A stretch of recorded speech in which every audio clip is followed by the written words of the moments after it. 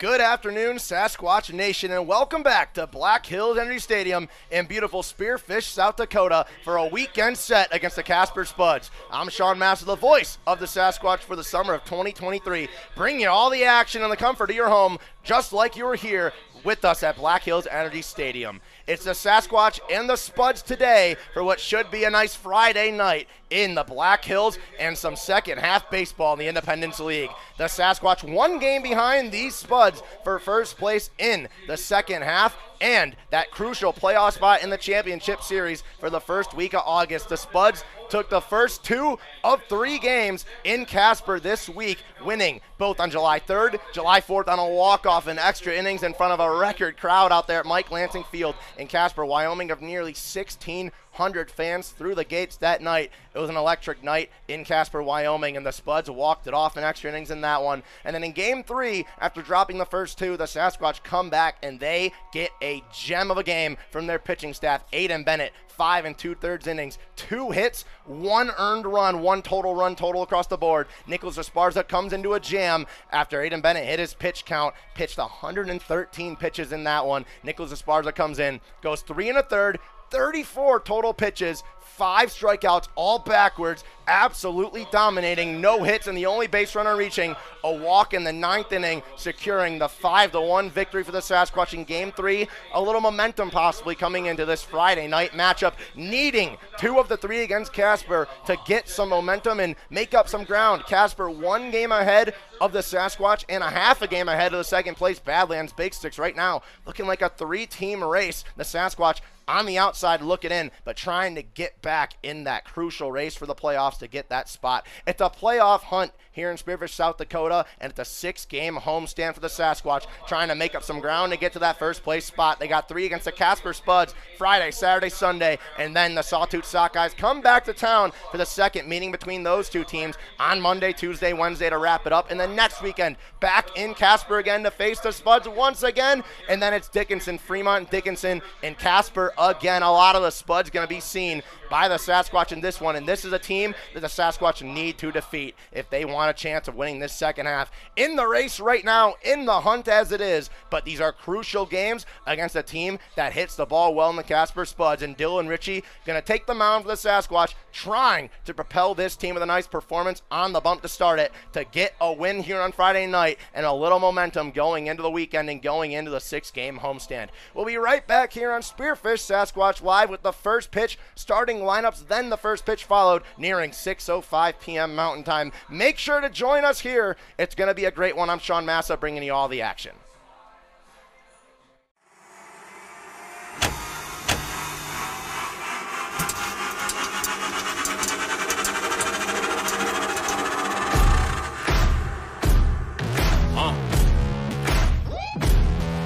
Yeah, set me free and give me death, there ain't no other choices. When I lay down to go to sleep, I keep on hearing voices. That subtle breathing in your closet every single evening. Thought you never see me again, looks can be deceiving.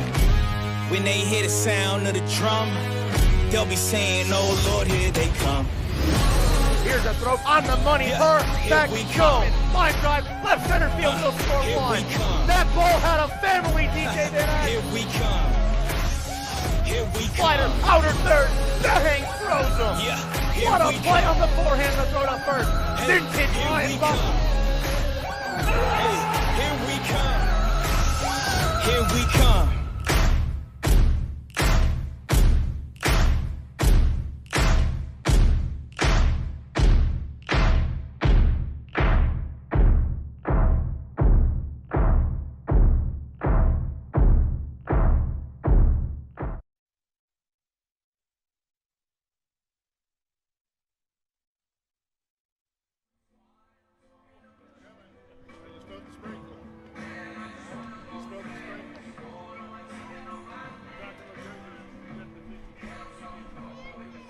Our visitors coming in from Casper, Wyoming, the Casper Spuds, 19-14. Overall on the season, 6-4 here in the second half. And here's their batting order. Leading off, number 24, center fielder Elijah Reeves. Batting second, number 11, shortstop Chandler Stocky. Batting third, number 3, left fielder Chase Burke. Batting fourth, number 31, designated hitter Matthew Marsich. Batting fifth, number 18, third baseman James Castanola. Batting sixth, number 9, second baseman Dawson Barraconi. Batting seventh, number 4, right fielder Lucas Danielewicz. Batting eighth, it is our beer batter, number 1, first baseman Caleb Simmons. Batting ninth, number 29, catcher is Parker Burt. And the Casper Spuds starting pitcher tonight, number 34, Ty Vollmer.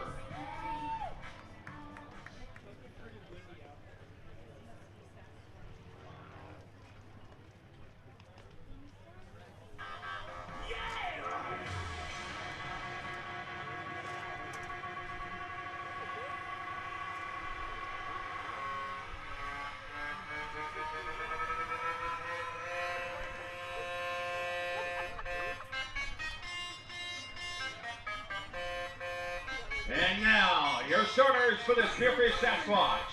5-5 on the second half of the season.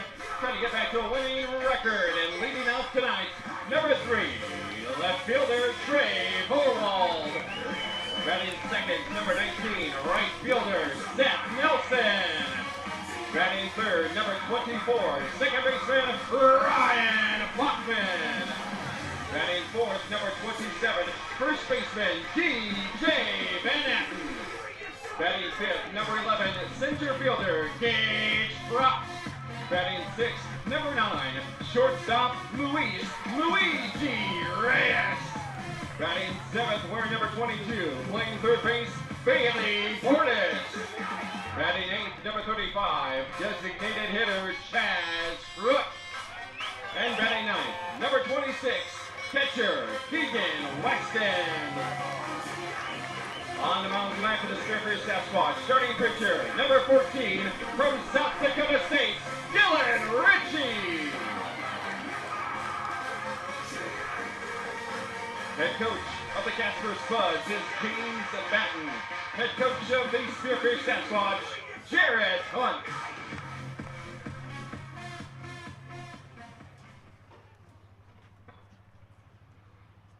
Fans, we ask that you please stand and remove your caps as our national anthem is coming up.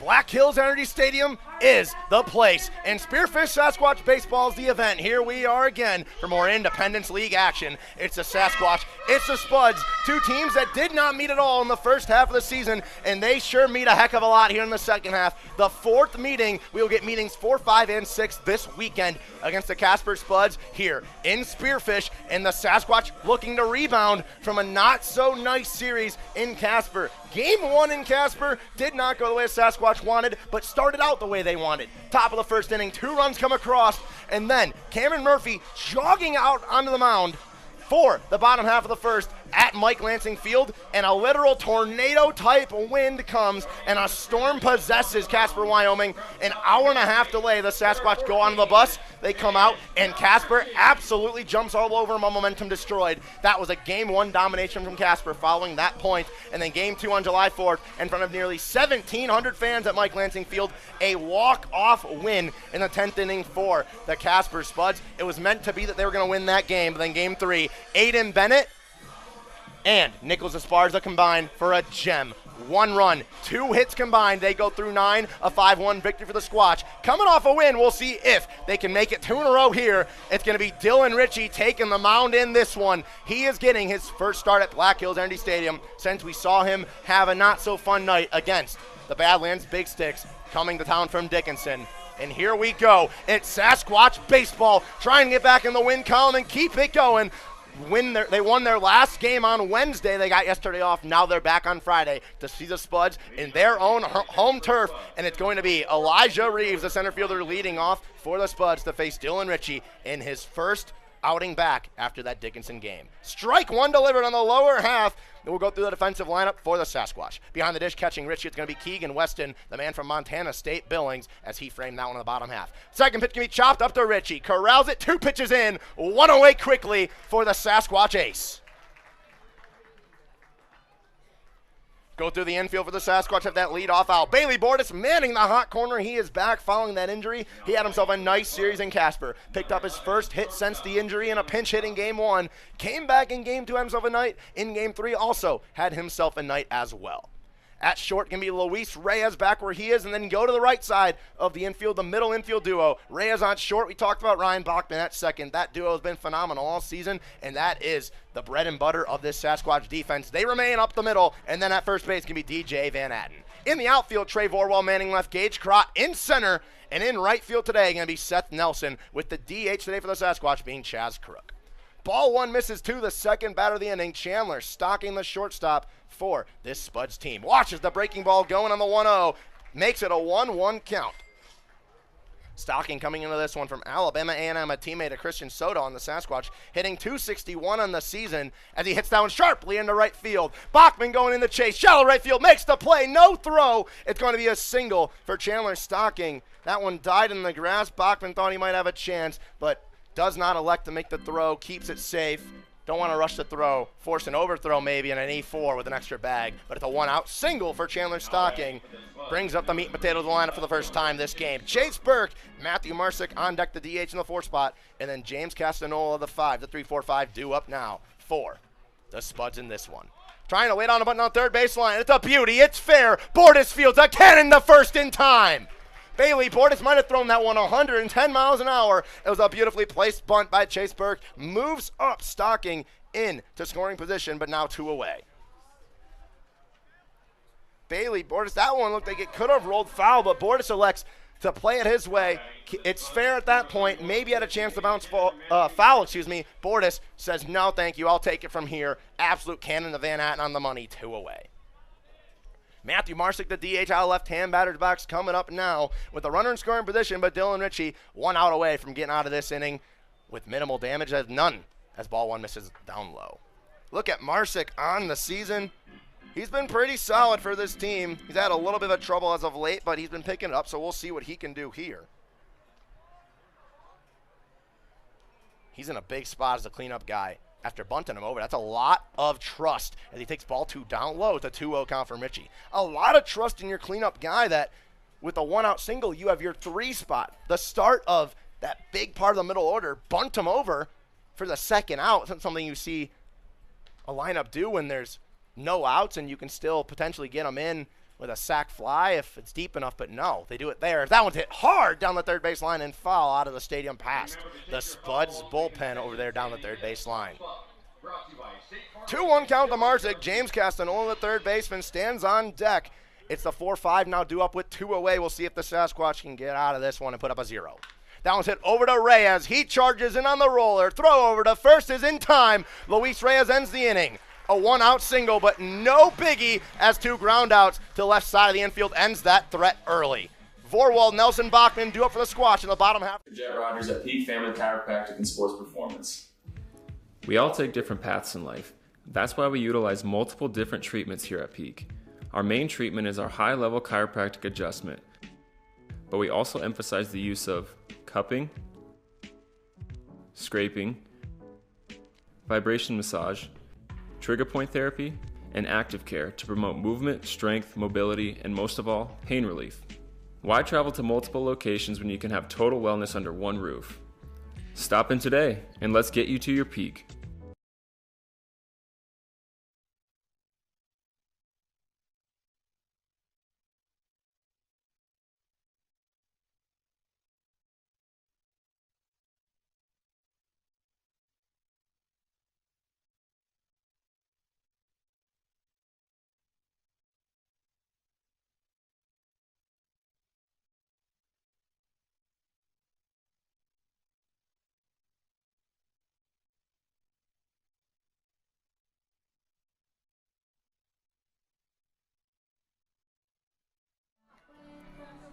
Four batter, top of the first for Dylan Ritchie, and the Sasquatch defense gets out of there. Now it's the offense's turn, an offense that put up 5 runs and double-digit hits in Game 3 in Casper, part of that big win. This is an offense that, if it can get going, it can go in early, give Dylan Ritchie a little bit of momentum and a little bit of a cushion.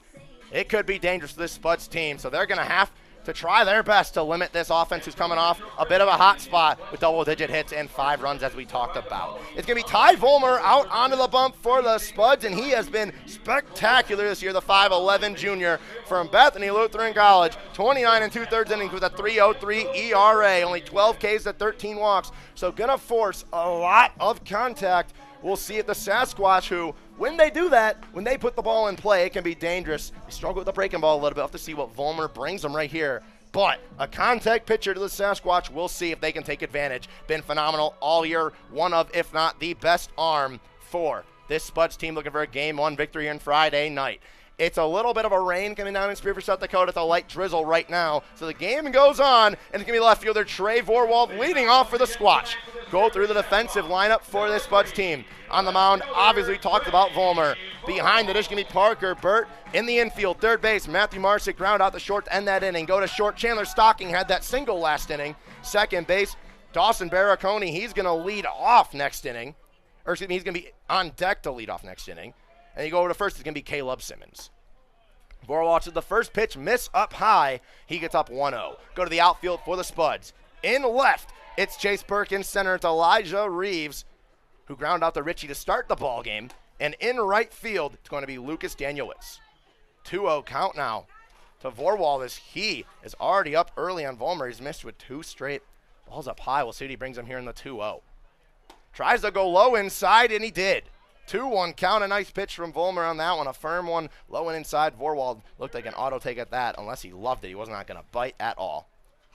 Trey Vorwald just above 300 on the season, 310 on the leadoff spot, watches that one go up high. Bat has not left the shoulder yet, but already in a nice hitter's count with a 3-1 to a pitcher that you need to attack early if you're the Sasquatch with how successful he's been all year.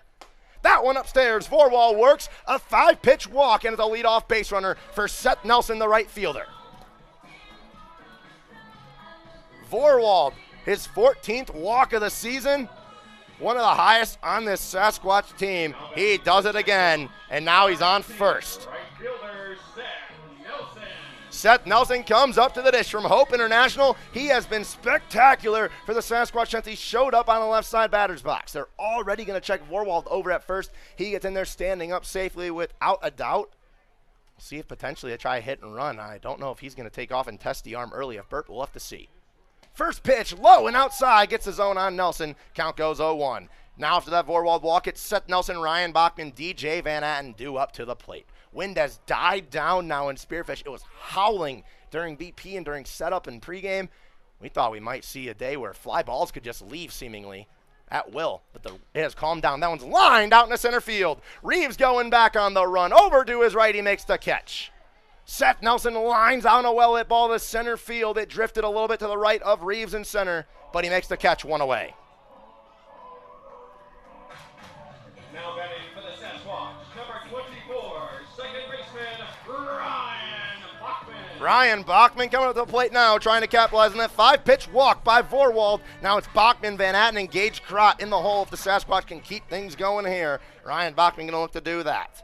Just under 300 on the season. Had a little bit of a cold spell as of late. We'll have to see what he can do here. Watches that breaking ball outside for ball one. We'll see if assistant coach Anthony Peterson over there at first, manning the first base side, head coach Jared Hunt on third. See if he tells Vorwald to be aggressive right now. Trey Vorwald with 12 stolen bags in the air. Good for second on the Sasquatch. Bachman grounds the one over to second. Barricone flipped the short. The throw at the 4-6-3. A leadoff walk does not matter. Basically a 1-2-3 for the Spuds. We go to the second. It's going to be Castanola, Barricone, and Danielewicz right here when we get back.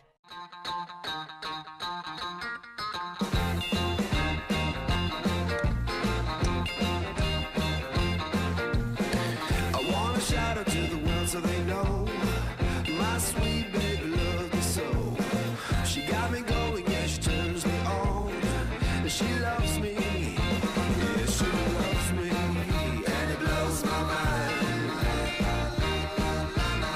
Hey, nice try. Yeah, it blows my mind. She's my lover.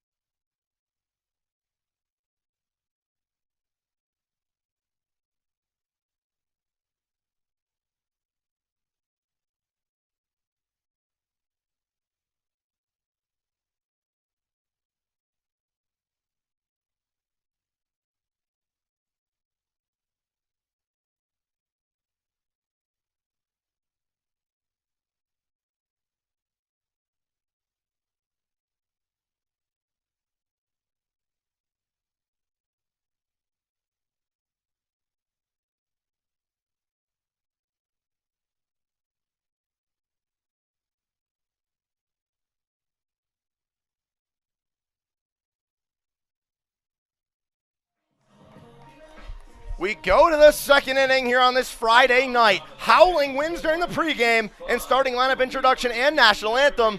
A little bit of drizzle during the first, and now it's a beaming sun right here at Black Hills Energy Stadium. That is the Black Hills for you, and we're living it. We go to the second inning after a leadoff walk from Vorwald in the bottom half of the first. Quickly, Nelson flies out to center field, and Ryan Bachman, the 4-6-3 double play to end the inning. Brings us to the second, and it's the 5-6-7 now due up for the Spuds. In this one is Dylan Ritchie, first pitch fouled off by the leadoff hitter. This one the third baseman, James Castanola. See if Ritchie can have successful the first inning, or the second inning as he did in the first. The only base knock and only runner to reach was a very weak contact single over in the shallow right field.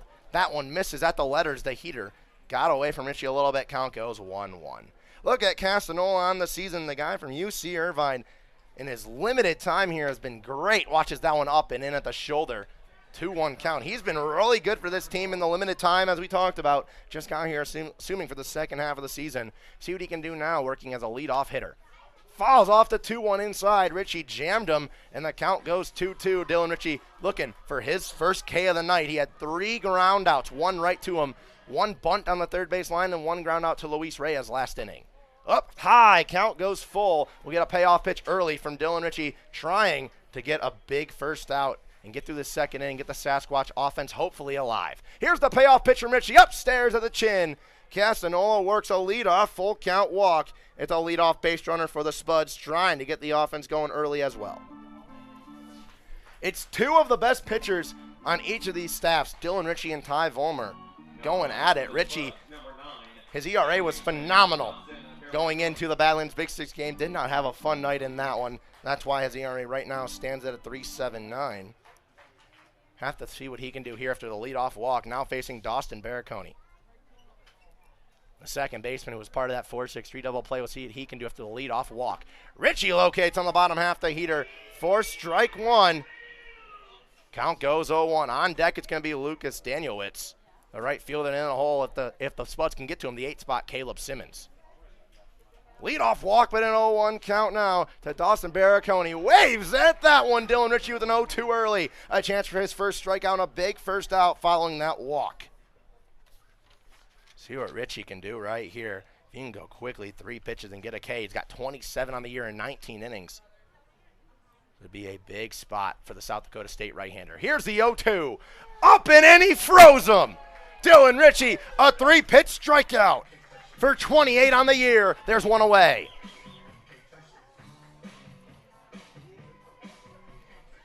What a pitch from Dylan Ritchie on that one. Brings up Lucas Danielewicz, the right fielder. That might be a hometown call if I ever see one. That's a close one, but Weston did drop his mitt down. Might have fooled the home plate umpire on that one.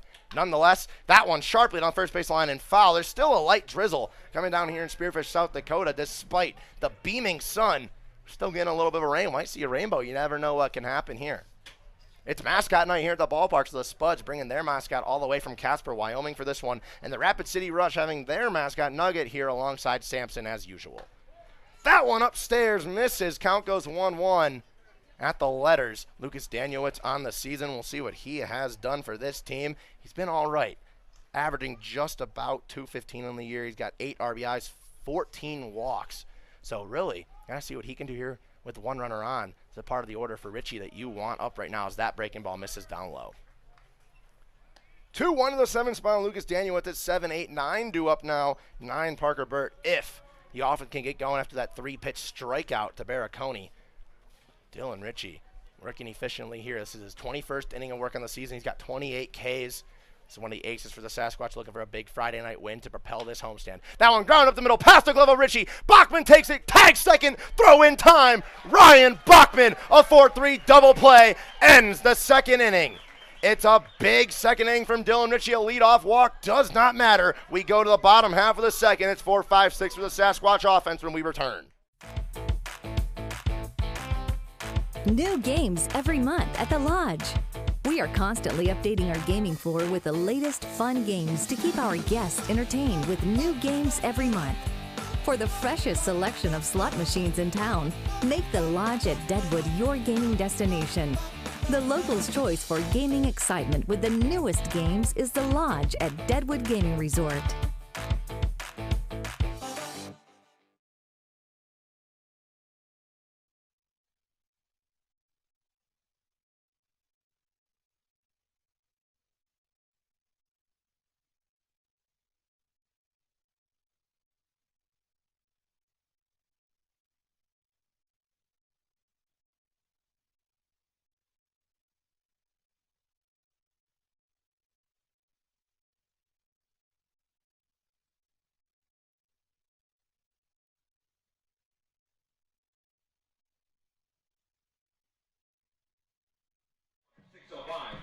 Bottom half of the second inning. It's been a pitcher's duel so far in the limited action. We have Ryan Bachman with the beautiful 4-3 double play, fielding a ground ball up the middle, tagging second, and a rocket the first in time to beat Danielewicz and get through that inning in a 1-2-3 fashion after the leadoff walk. Brings up DJ Van Atten, the first baseman, to lead off this one. It was a leadoff walk for the Sasquatch from Vorwald, but same as Dylan Ritchie managed in the top half of the second, that was the story in the bottom half of the first. The leadoff walk did not matter. It was 1-2-3 in fashion, and it brings up the cleanup spot. 4-5-6 now do it for the Sasquatch. Van Atten, Crott, and Reyes. DJ Van Atten looking to start the Sasquatch offense here in the second and get a lead for Ritchie. Here's the first pitch. Breaking ball watches it low from Vollmer. That was a nasty one right there. It's an 0-1 count. Have to see what Van Atten can do. Didn't have the best series in Casper, but when he's at home, he's a different animal, as we've seen. High in the air to right field. This one is definitely going to be it. Number 10 in the Sasquatch single-season record. Van Atten, oh my goodness. Tip your cap. That ball was destroyed. It's a DJ Van Atten bomb to left field, and I'm not surprised that we just said those words. That is the Sasquatch record. DJ Van Atten, number 10. He's now in the history books here in Spearfish. Knight that man, Ryan Bachman. It is time to go. This team is alive. That's the beauty of DJ Van Atten leading off an inning. You want your leadoff guy typically just get on base, get the offense started. Nah, DJ Van Atten turns on a pitch chest high and absolutely nails it. Now it rolls over to Gage Crott, the center fielder in the 5 spot, and that's exactly why he's in the 5 spot. We were talking about it earlier amongst ourselves. Gage Crott in the 5 spot, probably just there mainly as balancing the lineup, but also as kind of a leadoff hitter. Van Atten does exactly that and clears the bags. That one misses up high. It's a 1-1. Now 5-6-7. Crott, Reyes, Bordes due up. See if Gage Crott can act as a leadoff guy now out of the 5 spot. He's in a 1-1 count against Vollmer. We knew it was going to come, and it was definitely quick at that for DJ Van Atten. I mean, we knew it was going to come at some point during this series, but the second pitch he saw in game 1, my goodness. 2-1 count now for Crott as he watched that breaking ball go inside. And here's the 2-1. Hammers that one in the left field on a line. Gage Crott gets on base, following the homer into the corner. Thought about extending it. A good play by Burke and left to get the ball in. Gage Crott, a hammered single into left field. And it's a leadoff, technically, after the DJ Van Atten solo shot. Crott, acting as a leadoff hitter, gets on first for Luis Reyes. We see the Sasquatch offense all the time. They have big innings just randomly. It would just come out of nowhere, and this could be one. DJ Van Atten the solo shot, and now Gage Crott with the single. Brings up Luis Reyes up to the plate, the shortstop. See what he can do now. The runner on watches that pitch up high for ball 1. 6-7-8, now after that single by Crott, Reyes, Bordes, and Chaz Crook at the offense can just keep on rolling. That's 2 straight base knocks. They check Crott at first. It's a close one. They can't believe it, but he's called safe. That one was ultra close. Oh, man, I don't know. That's a tough call to make on the field umpire here at Black Hills Energy Stadium. 1-0 count to Luis Reyes now as the first pitch missed up high. Second pitch, breaking ball misses up high.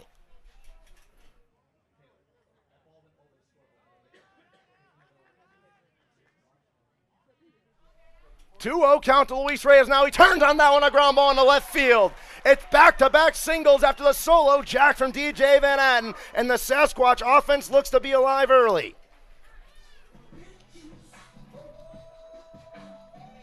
Now it's Bailey Bordes, the man who has found his bat as of late. First game of the season, he broke his hand in Pier, and ever since then, he's been rehabbing. He came back, had a little bit of a tough time at his first game at home with 2 flyouts, but then a pinch hitter in game 1 in Casper, got a base knock, saw one drop, and sometimes that's all you need, and that's really all Bailey Bordes needed. He has been pretty darn good since then. We'll see what he can do here. A big spot with runners on first and second.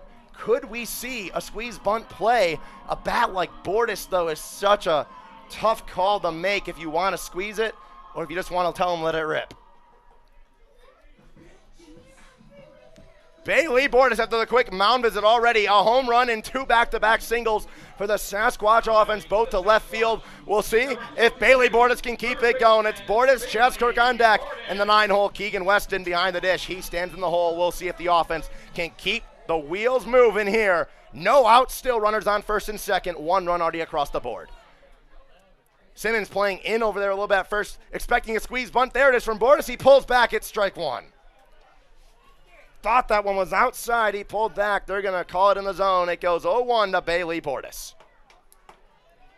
See if he does it again with the 0-1 now. See if he tries to bunt on the first base line. Just get the runners both in scoring position. No bunt on that one. Watches it low and away. Tried to fool him was Vollmer. Count goes 1-1. Definitely not the way the second inning was supposed to go if you're the Spuds after getting that very quick 1-2-3 in the first. Even though you walked the guy, still going the first 3 batters in order. And then this. That one's lined in the center field. Reeves going back. We'll see if Crott decides to go, and he will. The throw from Reeves is going to be on a line, and he gunned him. My goodness, a cannon. 2 away. What a play by the center fielder Elijah Reeves. An absolute cannon.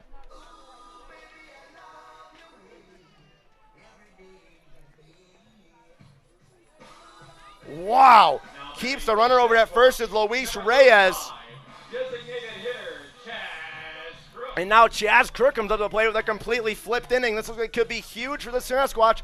Tried to be aggressive, testing to see if Croc could get there, but he was thrown out by a mile. And now it's Chaz Crook, runner on first. They check him. It's Luis Reyes. Standing on deck, if Crook can get on and extend the inning after that big momentum-changing, possibly gun out from center field to turn a double play on a simple fly ball. As that one's low and away, Burt moves over to the left-hand batter's box, keeps in front of him, keeps Reyes over at first. It's a 1-0 to Chaz Crook. Last at-bat Crook had in this ballpark was a towering home run to left field. We'll see if he can pick up right where he left off potentially, or at least just extend this inning in his first at-bat. Breaking ball up at the head. He ducks out of the way. Count goes 2-0 to Chaz Crook. Crook 261 on the season with 3 home runs, 12 walks, 15 RBIs. We'll see if he can get potentially his 19th hit of the year. He's been hot as of late. Watches that one go low and away, and pitching around him, it seems, gets a 3-0 right away. And none of the three have been even close to Chaz Crook.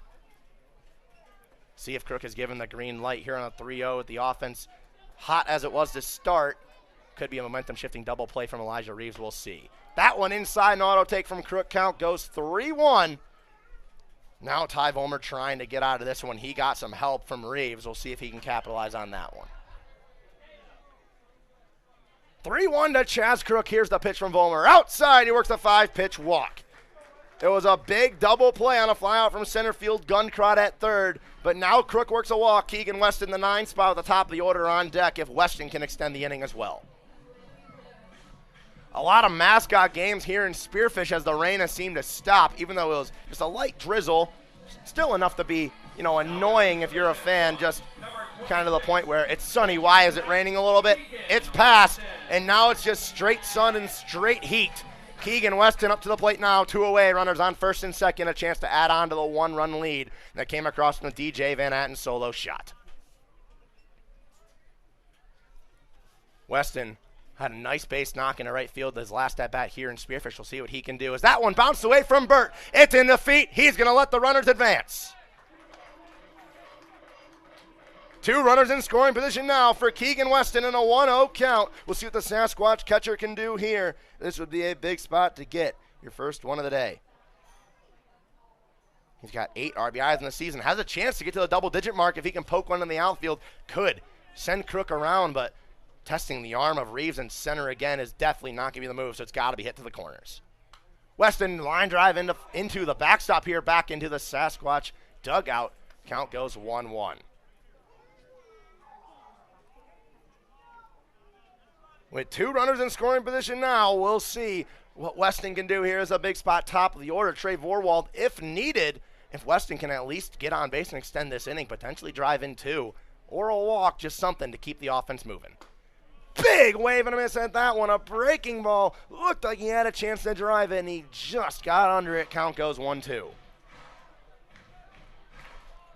Volmer trying to get out of this one. Minimal run damage. We'll see if Weston can keep it going for the Sasquatch here with a 1-2. We'll see what Ty Volmer brings him.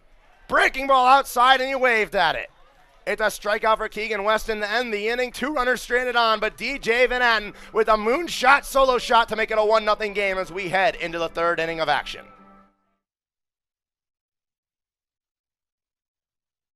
Knee replacement? With the area's only ROSA robot, Monument Health offers a more personalized and precise procedure, customized for your anatomy. Get going with Monument Health, your partner for advanced orthopedic care.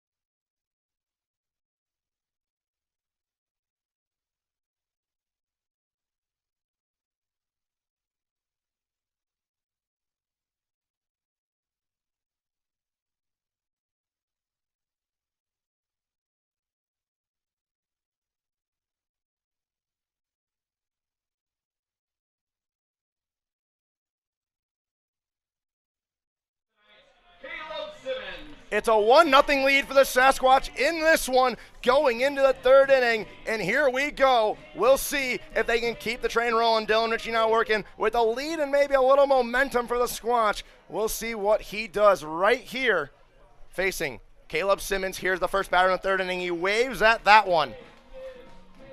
First strike one, 0-1 count. It's a 1-0 lead after DJ Van Atten goes yard. Looked like it could have been more, but a big play by Elijah Reeves, a leadoff hitter in center field, gunning a runner trying to extend and get over to third on a sac fly to center field.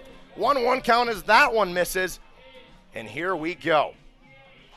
It's 1-1 now to Caleb Simmons. It's 8-9-1 due up. He waves at that one. It's strike two. 8-9-1 due up, as I was saying. Simmons, Parker Burt the catcher, and then Elijah Reeves, the man who might have saved that inning from becoming disastrous and blowing this game out of proportion early. He's in the hole. Wave and a miss, and it's a strikeout for Dylan Ritchie, his second of the night. And it's cheap beer here in Spearfish as Caleb Simmons is our beer batter tonight. $2 off beer for the remainder of the inning for Sasquatch Nation. That's a pretty darn good deal as there's still 5 outs till the end of the third inning with the Sasquatch offense coming back up after Dylan Ritchie can maybe get through this one fast. Chopped down the first base line on the first pitch, jammed him. It goes foul on Parker Burt. My, oh my, this lead for the Sasquatch could have been more, and we wish it was more, as what a play by Elijah Reeves. Still can't get that one out of my head. Absolutely gunning. Gage Crott trying to get the third on that one. And that one misses up high till 1-1. If you're just joining us, it is a 1-0 lead for the Sasquatch, though, due to DJ Van Atten's record-breaking home run in the left field. Absolutely hammered it. And that's where we stand right now. A big wave and a miss at the 1-1. Runs the count 1-2 to Parker Burt. Dylan Ritchie looking for his second straight strikeout and his third of the game right here. We'll see what he can bring on this 1-2 to the catcher for the Spuds. Ritchie working pretty quick. Here's the 1-2. Chopped weakly down the third base line. Borders at the rush on the grass. The bare hand can't make the play. It would have been really close. It's going to be an infield single for Parker Burt. And it's a 1-out base runner once again, the same as the first for this Spuds offense.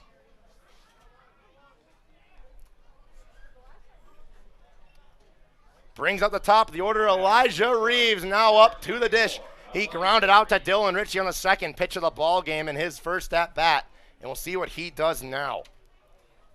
See if maybe try to lay down a bunt. He is pretty fast. We saw in Casper. Chops one over to first. Van Atten on the backhand, flips it to Reyes. Reyes can't get it to first in time to get the 3-6-1 as Ritchie went to cover the bag, but they get the lead runner 2 away.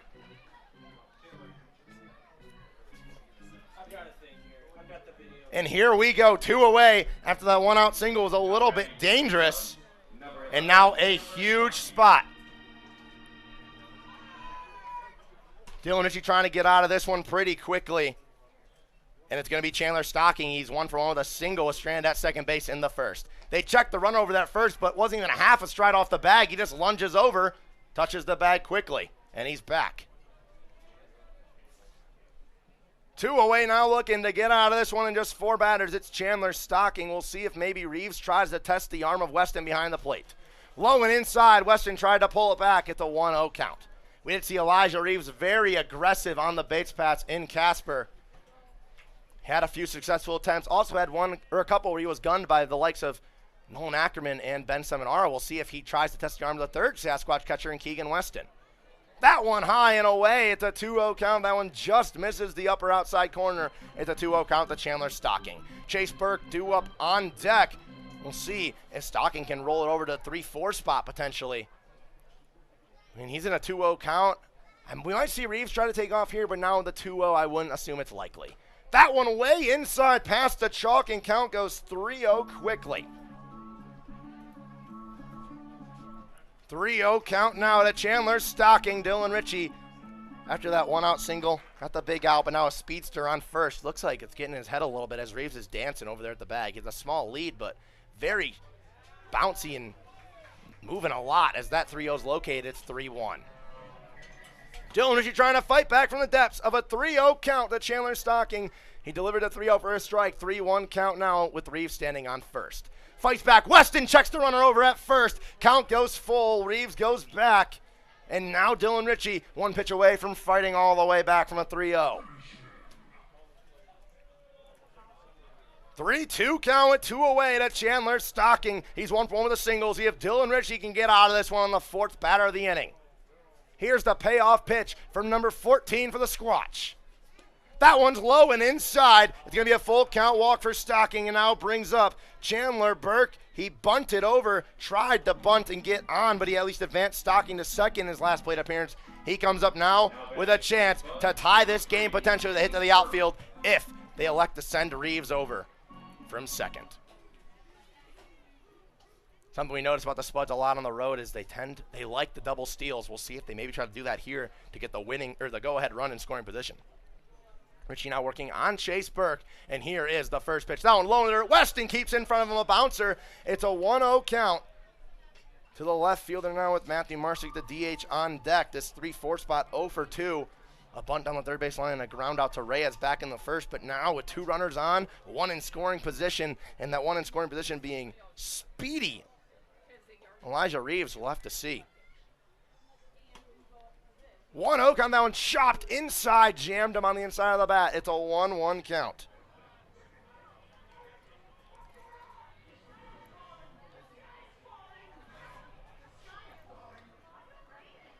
Dylan Ritchie trying to get out of this one. 5th batter of the inning. It's the longest offensive inning the Spuds have put up yet here today at Black Hills R&D Stadium in the 3rd. We'll see if potentially they can rebound from that 1 run in the bottom half of the 2nd that gives the Squatch the lead. That one on the bottom half, Weston tries to pull it up. Burke leaves it off. It's a 2-1, and right now if you're Dylan Ritchie, this team is not swinging at anything. In the full count walk, the Stocking, the 6-pitch walk, not one time did the bat leave the shoulders. So you just got to put a ball in the strike zone here and make Burke beat you. You can't give out another free path and load the bases. That one going to be high in the air to right field. He does just that. High. Seth Nelson veering over, makes the grab for the final out of the inning. It was a 2-1 count. Had to try to beat him yourself. Puts a competitive fastball, and Burke flies out to right. A little bit of a threat with 2 runners on, but no one comes across. It's a 1-0 lead for the top of the order for the bottom half of the 3rd inning.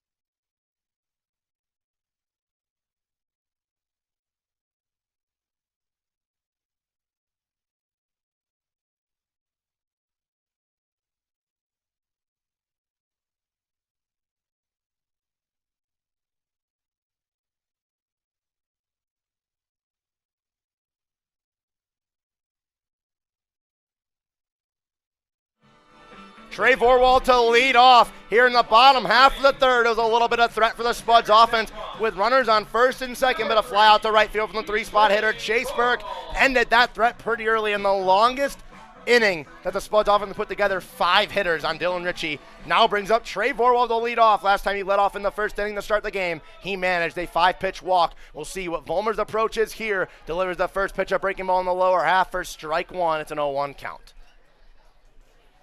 Top of the order, Vorwald, Nelson, Bachman looking to get the offense going. It was going pretty hot with the DJ Van Atten solo shot. That is the only run of the ball game so far, as that breaking ball finds the inside part of the plate low. It's an 0-2 count to Vorwald early. Going to have to put on a defensive swing and choke up a little bit here. And an 0-2 count early. Vollmer working pretty efficiently and pretty quick, but that one goes in the left-hand batter's box, and the 0-2, Vorwald leaves off. It was Van Atten's home run and then 2 singles, but it was a huge double play from center that kind of limited that inning to just 1. Looked like it could have been a lot more. And now we're going to see if the Sasquatch can pick up where they left off. Vorwald swings at that one and hits it foul. Just got a piece of the 1-2 breaking ball. Gets by Burt. Count remains 1-2. Vorwald, Nelson, Bachman was a 1-2-3 despite a leadoff walk in the first. We'll see what they can do here their second time around against Ty Vollmer. Outside, low and away. Count goes 2-2, trying to get Vorwald the bite on pitches low and away. Did bite on one, but it was a little more towards the zone on the breaking ball in the 1-2, and he fouled it off anyways. 2-2 count to the Sasquatch leadoff hitter here in the bottom half of the third inning. Fouls that one again off the inside of the bat, got under it, got a piece of it, staying alive in the count, put together a quality at-bat to start. This one is Trey Vorwald. Pitch number 7 of the at-bat here in the bottom half of the third, the leadoff hitter, Trey Vorwald. That breaking ball way upstairs, count goes full. We'll get pitch number 8 of the at-bat. Trey Vorwald looking to work a masterclass and get on base for the second time today. Seth Nelson standing on deck. We'll see if he can get a rip out of the left side with a runner on. Here's the payoff pitch to Vorwald. That one in the dirt, scooped up by Burt, but does not matter. Vorwald walks for the second time this game. In just 2 plate appearances, he has reached first base, both times via a walk. We'll see if the 2-3 spot, Nelson, Bachman, and Van Atten, 2-3-4, can do something with it this time. Last time, Vorwald walked, Nelson flew out to right, and then Ryan Bachman, a 4-6-3 inning-ending double play. We'll see what the move is here. Vorwald already taking an extra step over there at first. We'll see if he decides to take off and try to get in scoring position. A nice lead from Vorwald over at first. Here's the first pitch to Nelson. They will check him. He's back in there safely. Vollmer really good on the pickoff moves, though. He's making it a lot closer than you'd expect and you'd feel comfortable with. They check him again. Same story, a lot closer than normal. Right there. And now Seth Nelson, after 2 pickoff attempts over to first, can get the first pitch of the at-bat from Vollmer. High and away, Vorwald stays put at first. 1-0 count now to Seth Nelson. Flew out on the second pitch of his at-bat on a 1-0. High into center field. It was on a line. Gave Reeves a little bit of trouble towards the gap. Was able to make the catch, though, and that was part of what helped that big first inning, getting out of after the Vorwald walk. Breaking ball outside, finds the zone at the 1-1 count now to the Sasquatch right fielder. We'll see if Seth Nelson can keep on going. He's been hot at this ballpark. Had himself a nice RBI double in the first game in Casper. We'll see if he can get going again with maybe another extra base hit and potentially an RBI if it gets in the gap, and Vorwald can go over from first. Steps off right there, fakes the throw back. Vorwald goes in, no contest, and they'll call a balk. Vorwald's going to take a free bag. Vollmer has no idea, and the Spuds dugout does not like it. Their infield does not like it. They want a word with the field umpire here. Home plate and field are going to talk about this one. But right now, Trey Vorwald standing in scoring position after a 1-1 balk from Ty Vollmer. And now they're going to send him back. A pretty quick visit between the 2 umpires. Looked like differentiating opinions on what just happened. Stepped off, made no throw. They awarded Vorwald the free bag. He goes back to first. Didn't look like a balk from up here, but never know. I can't see technically, like really the back foot up closely. Field umpire might have thought that Ty Vollmer moved it early. But here's the 1-1 to Nelson. That one high and away. Looked like they're pitching to him a little bit cautiously. They were a little bit cautious of his bat on the left side. In Casper after that double in the first inning of game 1. Looks like a clean move by Vollmer right there, so a good call by the umpire crew to send Vorwald back to first. 2-1 count to Nelson, breaking ball. He skies the one high in the air in the infield.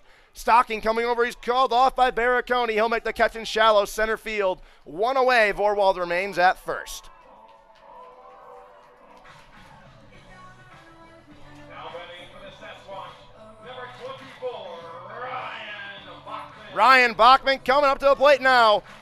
And let's see if history repeats itself. He grounded into a 4-6-3 to end the first after the Vorwald leadoff walk. And they're going to check Vorwald. Caught him off guard. He slides in there. A fast and a really early pickoff move from Vollmer right there. Vorwald wasn't even finished getting to his lead. And Vollmer's already checked him 4 times. That one lower half called for a strike on Ryan Bachman. We'll see if Vorwald decides to take off here and try to get in scoring position for Bachman and see if they can avoid that traditional double play. Takes an extra step over that first. Here's the 0-1 to Ryan Bachman.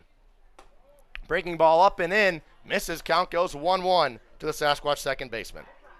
DJ Van Atten standing on deck. If you can get him up to the plate, you might see Vollmer trying to pitch around him and get the Gage crowd, but it's part of the lineup that's up after Bachman, the 4-5-6, 3 for 3, 2 singles and a home run. But that breaking ball catches the outer third, Count goes 1-2 to the Sasquatch second baseman right here. Looking for his first hit of the night. See if they can work in the same thing over to first. Vorwald walking out to his lead, and Vollmer tries to get him early. The 5th time they've checked him already this inning since getting on first with a leadoff walk. Now on a 1-2 to Bachman. Vorwald takes off high and in, ball to a bouncer. Trey Vorwald goes in, and he's going to be safe with the stolen bag. It got away from Barriconi anyways, but it looked like Vorwald was going to get under the tag as that one bounced way up, and Barriconi had to try to flash the leather a little bit. He's in scoring position for a 2-2 count for Ryan Bachman now.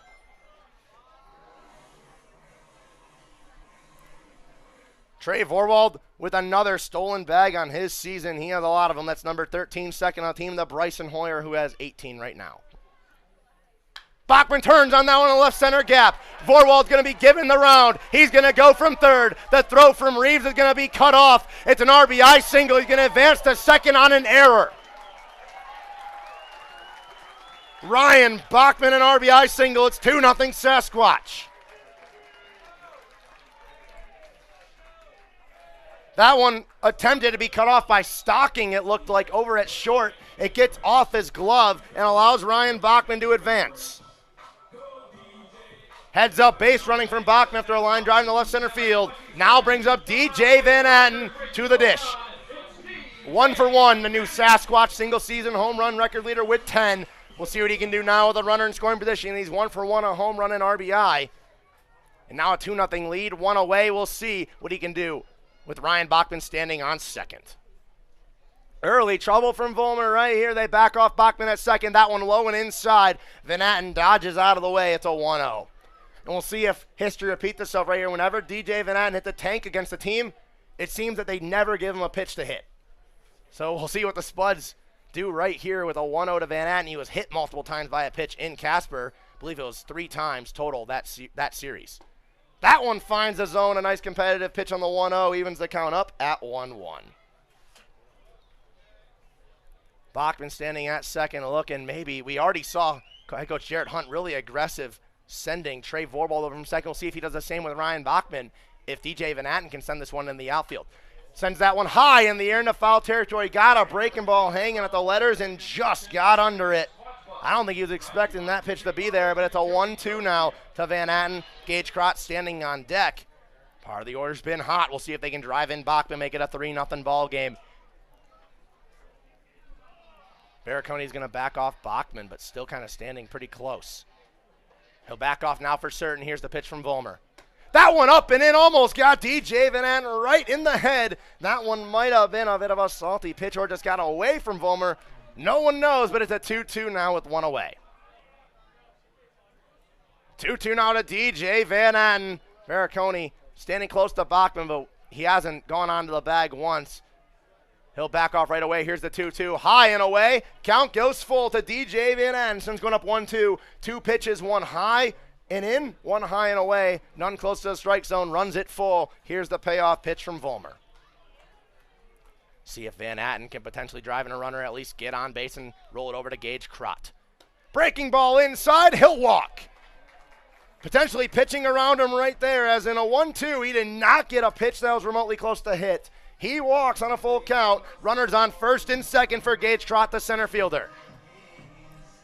Quick mound visit from Burt. He wants to talk to his ace on the mound at what's happened here. The Sasquatch offense with 4 hits, 2 runs at this point, a chance to make it more, 1 away. Let's see if Gage Trott can poke one into the outfield, potentially score Bachman, or at the very least load the bases for Luis Reyes. A quick word from Burt. We'll see what he can do here, and we'll see if potentially you could try to lay a squeeze bunt down with Crott. He's fast enough to make it the first. We've seen so many times, especially if the ball dies in the grass, as it has. We'll see if potentially that's a move right here. See if Jarrett Hunt wants to do that here, signaled over. See if Crott tries to lay down a squeeze and get 2 runs in scoring position. Is 1 away, and he does have a line drive single in the left field, so we'll see what he does here. There's a bunt right back to the mound. Vollmer's going to turn, get the runner at second. It's going to be a fielder's choice. Runner to the corners, 2 away for Luis Reyes. Tried a drag bunt right there. Van Atten gunned at second. Bachman goes to third. Runner to the corners. 90 feet away from a 3-0 game for Luis Reyes, who already has a single in this one, and we'll see if he can get another one and get on base again, drive home another run. Bailey Bordas on deck if needed. Crott over there at first. We'll see if potentially they send him as that ball misses outside. Burt tried to pull it back in. He failed. It's a 1-0 count. Nice crowd here in Spearfish on this Friday night. It's become a sunny one. We weren't sure what type of weather we were going to get during the first half of this game.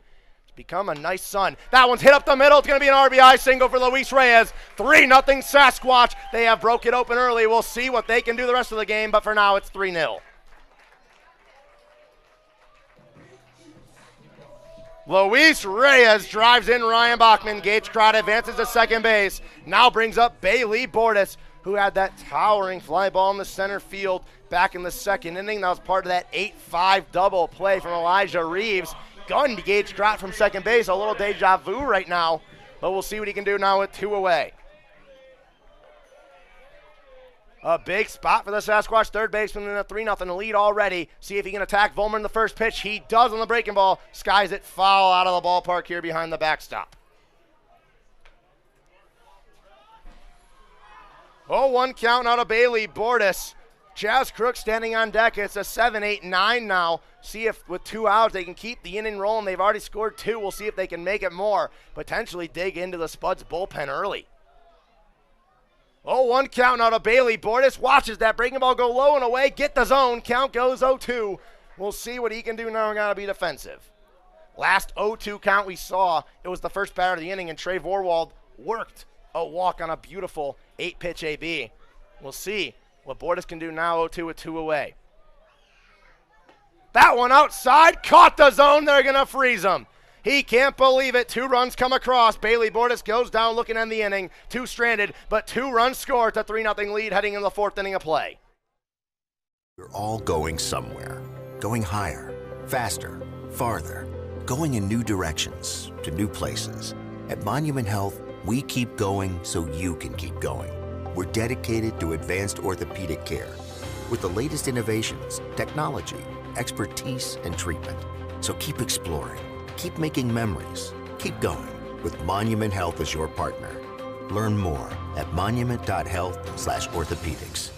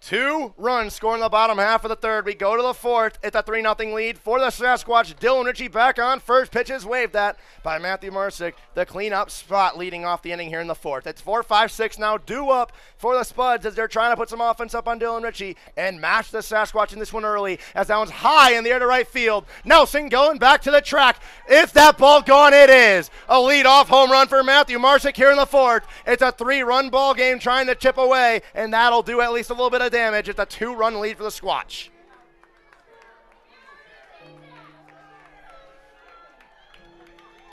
High in the air right there from Marsick, and that ball was destroyed. We thought Nelson might have a chance. It looked like it just went over the wall. Didn't have a chance to capitalize on that one and try to jump and rob it.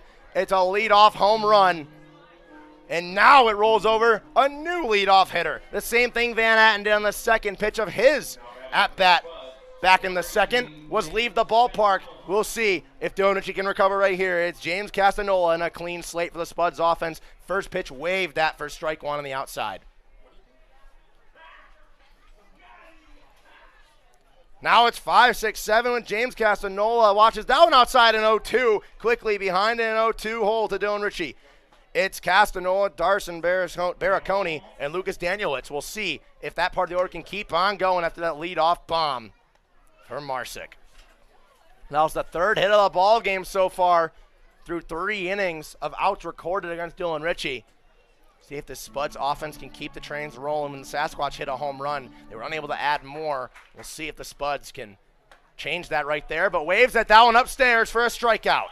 Follows the home run with a 91-mile-an-hour heater at the letters, swung through by Castanola. There's one away. One away after the leadoff home run. Seemed to recover well, shaking it off. Now it's Dawson Baraconi coming up to the plate. He struck out looking part of that 1-2-3 second inning. We'll see if Ritchie can have his number again with Lucas Danielitz on deck. Outside, catches the zone. Count goes 0-1, locating extremely well since that home run. Locating well with that home run, just was a well-located ball. It was just hit very well by Marsick. That one way upstairs had a little zip on it. Weston pops up. That ball was thrown pretty hard by Dylan Ritchie. 90-mile-an-hour fastball. Brings another heater inside. That one misses. 91 on that one, so bringing the low nines already to Casper after the leadoff home run, seeing what they can do to a little bit of velo.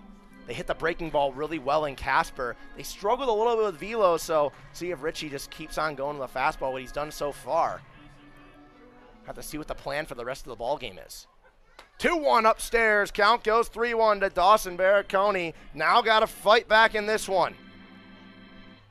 See if Baraconi can work a one-out walk after that quick strikeout from Castanola. You want Ritchie to fight back. He does. It's a 3-2. Payoff pitch to Baraconi coming up from Dylan Ritchie, looking for potentially his second strikeout of the inning following that leadoff home run. Here's the payoff pitch for number 14. That one's grounded over to second base. Bachman corrals it off 2 hops, makes the throw in time. Quickly 2 away following the leadoff home run. Dylan Ritchie recovering well. Now 2 away brings up Lucas Danielitz. Ground into a 4-3 double play to end the second inning threat with the leadoff walk. Was part of that quick 1-2-3 inning despite the walk. Now comes up with 2 away, trying to get the offense going following that leadoff home run from Marsick. First pitch flown high in the air into foul territory. Count goes 0-1 to Danielitz.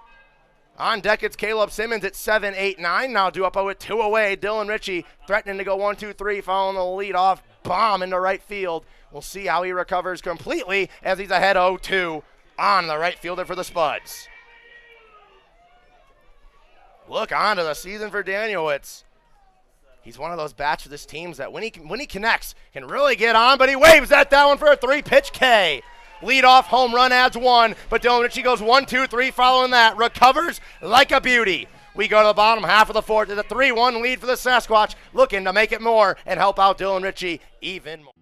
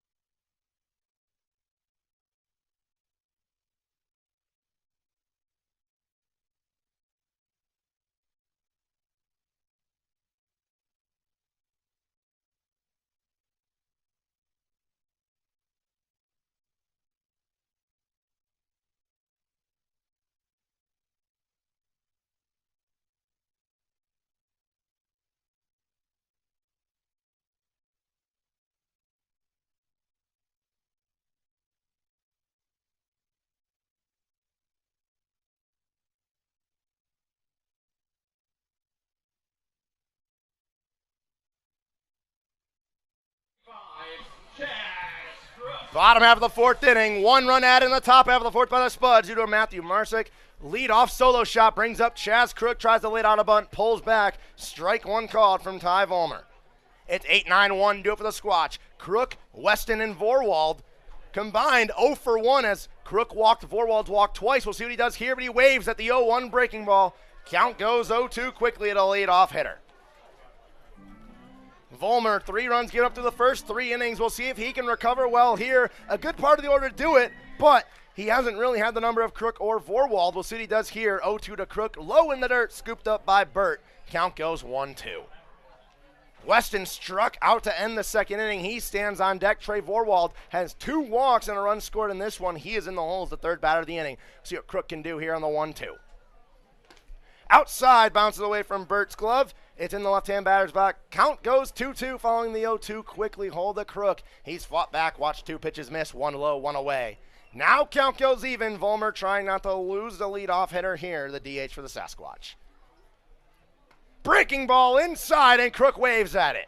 0-2 went 2-2, but Vollmer comes back with the K. 1 away, the leadoff hitter goes down swinging. Keegan Weston comes up to the dish. He's a strikeout victim on the day. He's one of the 3 batters now to strike out. And now with that leadoff strikeout, struck out Bordas looking to end the third inning. Struck out Crook to start the fourth. We'll see if he can make it 3 straight here against Weston. Fouls off the first pitch inside. Count goes 0-1 quick. Getting ahead on a lot of hitters so far is Vollmer. Usually a recipe for success, but it's been when the Sasquatch bite early on early counts, the first, second, maybe even third pitch of the at-bat that they find success. Now an outside, Burt tried to paint it. It missed. It's a 1-1. See if Weston tries to bite on this third pitch, because as we were just talking about, it's been the early pitches that the Sasquatch bite on where they've been able to find success and get on the base paths with base knocks. They have 5 of them so far. Weston watches that breaking ball go in at the knees. It's called for strike 2. That one, oh, it looked closer than that from my view. That is a nice job by Burt to pull it up, but an interesting call right there from the home plate umpire to make it a 1-2 count. Here's the pitch to Weston. High in the air into center field. Reeves veers over to his left, settles under it, easy, 2 away quickly. 1-2 in order so far for Ty Vollmer here in the bottom half of the fourth. Defensive swing from Weston right there. An account that should have probably been his. Bit of an iffy call behind the plate for the second strike. Nonetheless, there's 2 away. Top of the order for the third time today. It's Trey Vorwald. He's worked 2 walks in this one. Seen a total of 13 pitches. He's been awarded a free bag both times. We'll see what he does here with 2 away. Low and inside. Burt tried to pull it back in. Did not get the benefit. It's a 1-0. Vorwald with Nelson on deck. We'll see if they can potentially get a 2-out rally start for the Sasquatch. It's been partly sometimes where they've had the best success. That one on a line high in the air into the gap. Reeves going over to his right, makes the catch. 1, 2, 3 in the bottom half of the fourth. It's a 3-1 ball game. Sasquatch lead going into the top half of the 5th inning.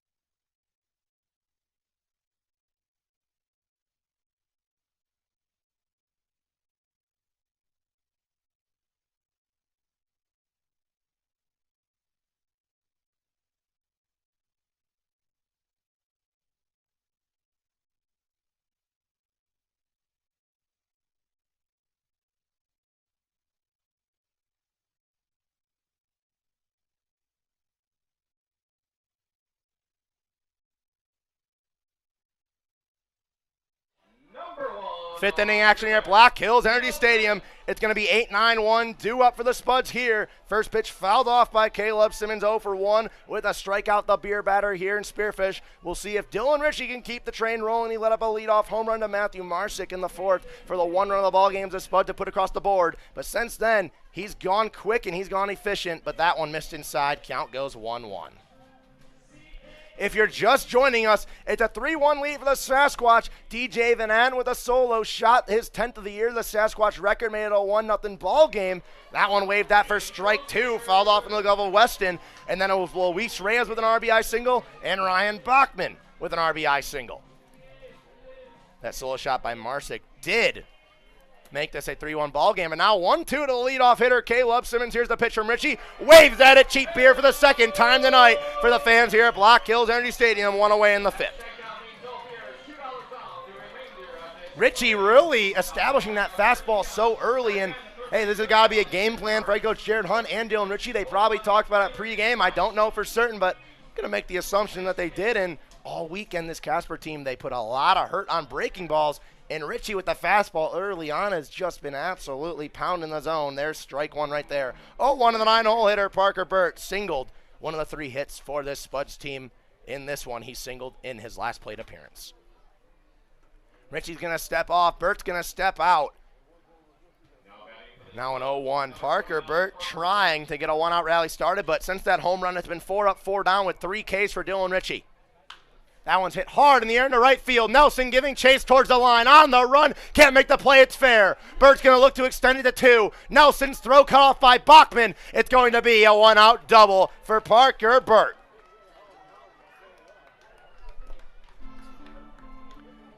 It was veering towards foul territory. Nelson couldn't get to it. Burt goes opposite line and gets a one-out double. Now in scoring position, brings the tying run to the plate here in the top of the 5th inning. He's got 2 of 4 hits, a single and a double on Dylan Ritchie tonight. Odd that you see your 9-hole hitter and catcher be one of your most consistent bats so far, but 4 hits on the night, only 1 run. He's got 2 of those base knocks. Now with the single, and then that double with 1 away brings up the top of the order. It's Elijah Reeves. 0 for 2 did reach on a fielder's choice back in the 3rd inning. He was stranded at second base during that threat. Now we'll see what he does here against Dylan Ritchie. Chops over to first. Van Etten off 2 hops, a little bit of trouble almost, but he grabs it. Runner advances to 3rd. Reeves is tagged out over at first. There's 2 away, a runner 90 feet away from making this a 3-2 ball game. Brings up Chandler Stocking, a single and a walk. We'll see what he can do here. He's 1 for 1, and now a big opportunity to cut in this lead a little bit more. We'll see if Dylan Ritchie can recover after that one-out double. Tries to paint the lower outer corner. Missed for ball 1, 1-0 count to the shortstop for the Spuds. 2-3 now with Burke standing on deck, the left fielder. He's 0 for 2. This is a guy that kind of had Ritchie's number. One of the only 2 walks of the ball game so far. We'll see if Ritchie 2 walks the ball game, one of the only 4 hits. So these guys going high in the inner right field. Nelson charges in, makes the grab. A 1-out, doubled on the right field line. No trouble for Dylan Ritchie. He gets out of it. It's a 3-1 ball game going to the bottom half of the 5th inning. Sasquatch looking for some more cushion for their pitching staff in this one.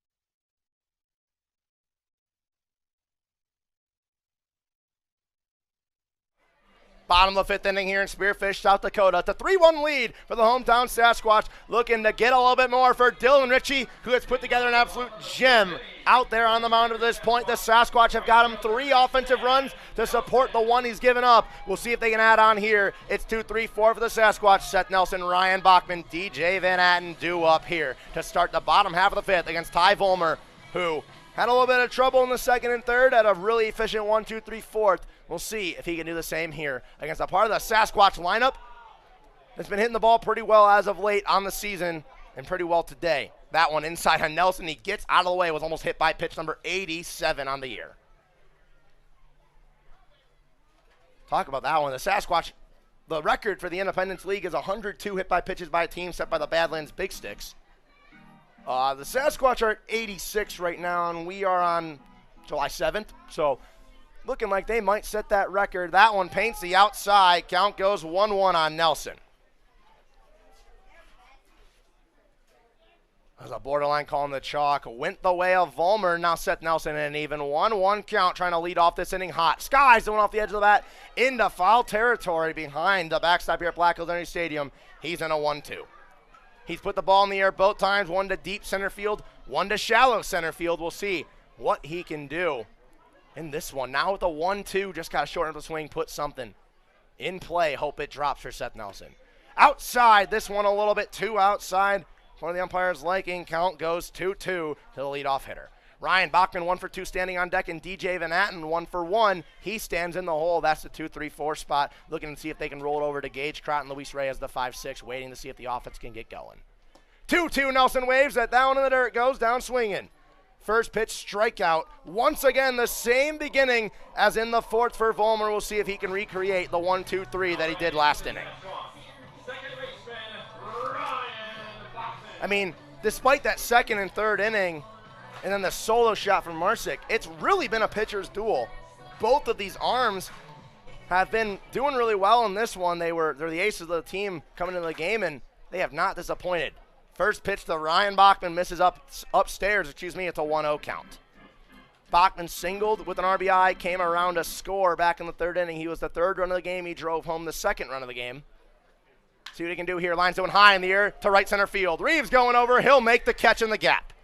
Quickly 2 away for Ty Volmer, working quick here in the bottom half of the 5th inning, but now he's got to work against DJ Van Atten. Now batting for the Sasquatch, first baseman,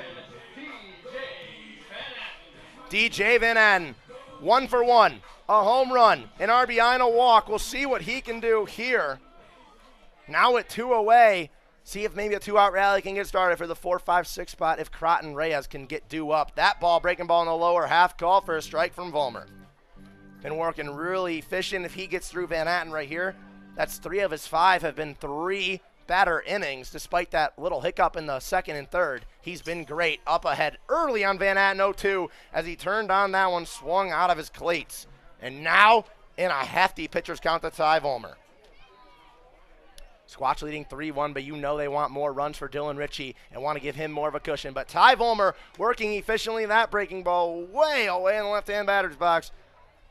Over there was Burt to snag it. It goes 1-2. Look at Ritchie. Despite that home run, he's been phenomenal to the Sasquatch. When they tend to win games, they tend to rally around a starting pitcher, and the offense gets going later. As Van Atten gets another base hit on his night, lines that one into left field. It's a 2-out single for DJ Van Atten, his 2nd base knock of the night. And now Gage Crott comes up to the plate. Now batting for the Sasquatch, center fielder, Gage Crott. Gage Crott comes up to the plate now. He's 1 for 2, reached on a fielder's choice in his last plate appearance. We'll see what he can do. He's been stranded at 2nd. He was stranded at 2nd back in the 3rd when he reached on fielder's choice and was gunned trying to get over to 3rd base on that big play from center fielder Elijah Reeves. This one's lifted over to Reeves. Speaking of the center fielder for the Spuds, he makes the catch on the first pitch. Gage Crott flies out. 2-out single does not matter. The very next pitch retires the side here in the 5th. We go to the 6th inning of play already here in Spearfish. It's still a 3-1 game for the Squatch. Dylan Ritchie back out onto the bump. Do you know the locals' choice for gaming excitement? It's the Lodge at Deadwood Gaming Resort. With new games arriving every month, our selection of slot machines is the freshest in town. You can always find a game with our card tables open 24 hours a day. And parking is free and easy at the Lodge, with the area's largest free parking only steps away from our front door. Enjoy spacious and comfortable gaming at the Lodge at Deadwood, the locals' choice.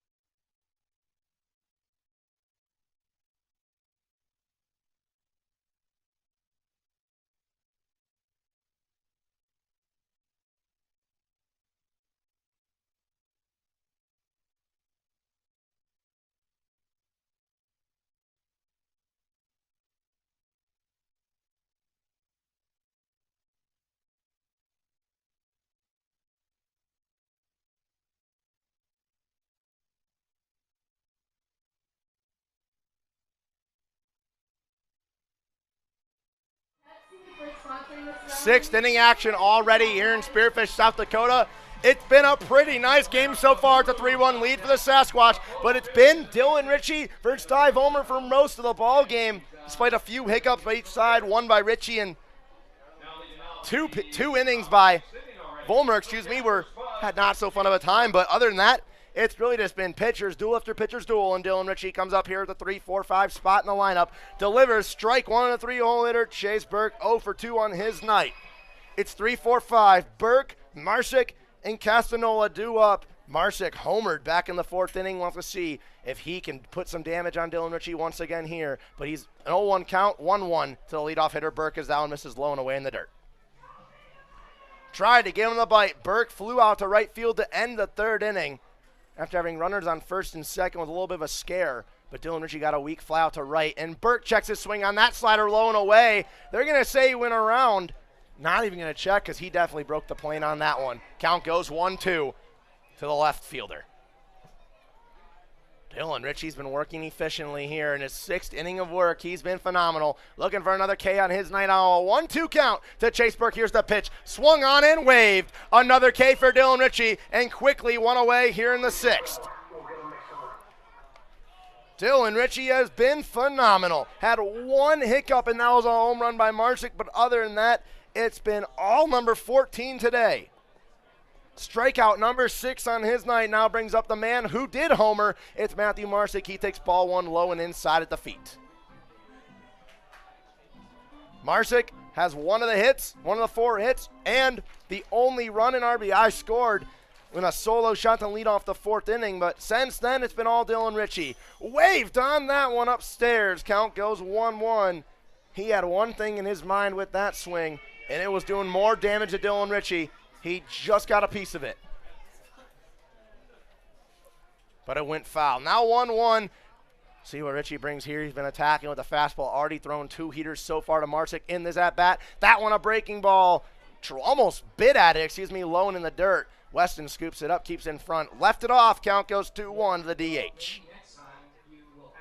Marsick has been phenomenal this year, and there's a reason he's in the cleanup spot. He chops the 2-1 down the first base line. Count goes even at 2-2 on the season. Matthew Marsick coming to this one, hitting .341 with 27 RBIs, 21 walks, 42 hits. Now it's 43 hits, 28 RBIs, his first bomb of the year.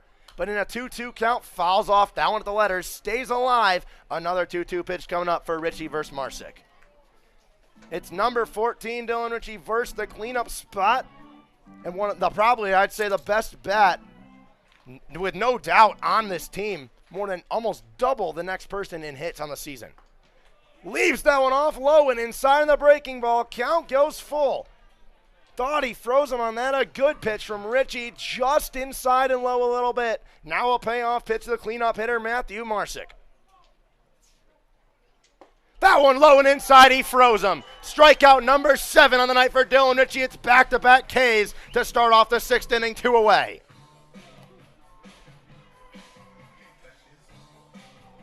Now brings up James Castanola, the third baseman. He's 0 for 1 with the walk. He's one of the strikeout victims on the night to Dylan Ritchie, but he watches ball one go upstairs. Weston jumps up and snags it.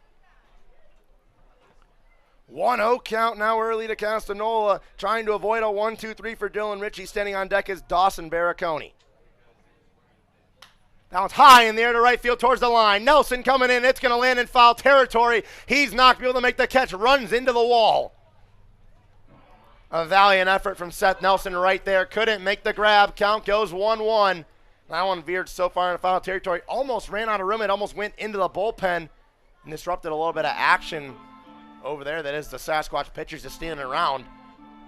Doesn't look like any three of those guys are going to go in the game, as Cameron Murphy, it appears to be Aiden Bennett, and Nicholas Esparza. Esparza is eligible to go in today, but Spud saw him on Wednesday in Casper. I don't know if I'd go to him first out of the bullpen, especially when Dylan Ritchie's getting ugly swings like that from Castanola. Count goes 1-2. He's got 2 Ks already, looking for number 3 of the inning. Dylan Ritchie waves off the first sign. Here's the 1-2 pitch. Waved that and missed. Swinging, looking, swinging. 1-2-3 for Ritchie in the 6th. A beautiful display of pitching in the top half of the 6th inning. We go to the bottom. Sasquatch leading 3-1. In health, we keep going so you can keep going. With advanced orthopedic care, technology, innovations, and treatment.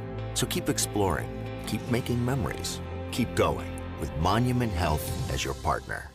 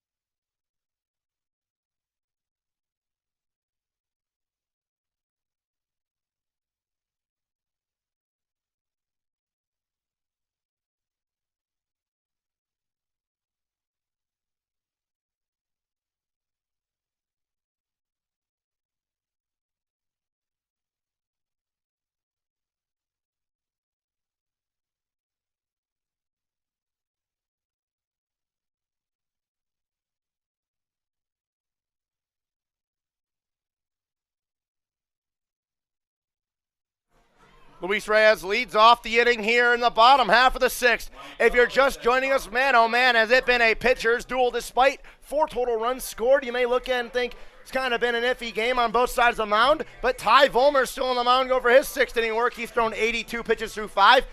He's been pretty darn good, just missed his spot once or twice, and when he does that, the Sasquatch make him pay. Brings up Luis Reyes to lead off in this one, 6-7-8, due up for the Squatch in the bottom half of the 6th. First pitch bounces low and away.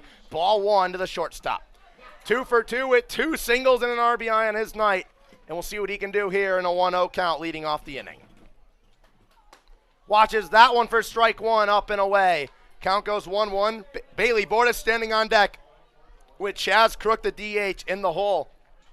And then Weston, the 9-hole hitter and catcher, the 4th batter of the inning, if the Sasquatch can avoid a quick inning from Volmer. Breaking ball up and in. Gets away, and 2-1 count as Reyes didn't even budge on that one. He was just going to take the hit by pitch, it looked like, from that breaking ball. Nonetheless, he's up 2-1 in a count versus Volmer. That one bounces to the plate. Count goes 3-1 to the leadoff hitter for the Sasquatch. And here we go. Luis Reyes looking for a leadoff base runner for the Squatch. The last 2 innings, they have not done much offensively. It's been 7 up and 6 down. As this count runs full, an auto take from Luis on that one. He's going to step out here before the full count pitch from Volmer. Since that big 3rd inning, it's been 7 up. The only person being DJ Vanat with a single. Reyes getting his first at-bat since that big 3rd inning where he had an RBI single. High in the air, fouls that one off, stays alive, fighting off the 3-2. He'll see another full count pitch for pitch number 7 of the at-bat and pitch number 89 on Ty Volmer's night. There is action going on in the Spuds bullpen. We'll see, just getting loose right now. We'll see how much longer Vollmer can go. High in the air into left field. Veering back is Burke. He stops, settles under it. That one seemed to just die. Got a little bit under it was Luis Reyes. 7th pitch of the AB. Skies high into left field. It's going to be a leadoff out once again. Vollmer going efficient.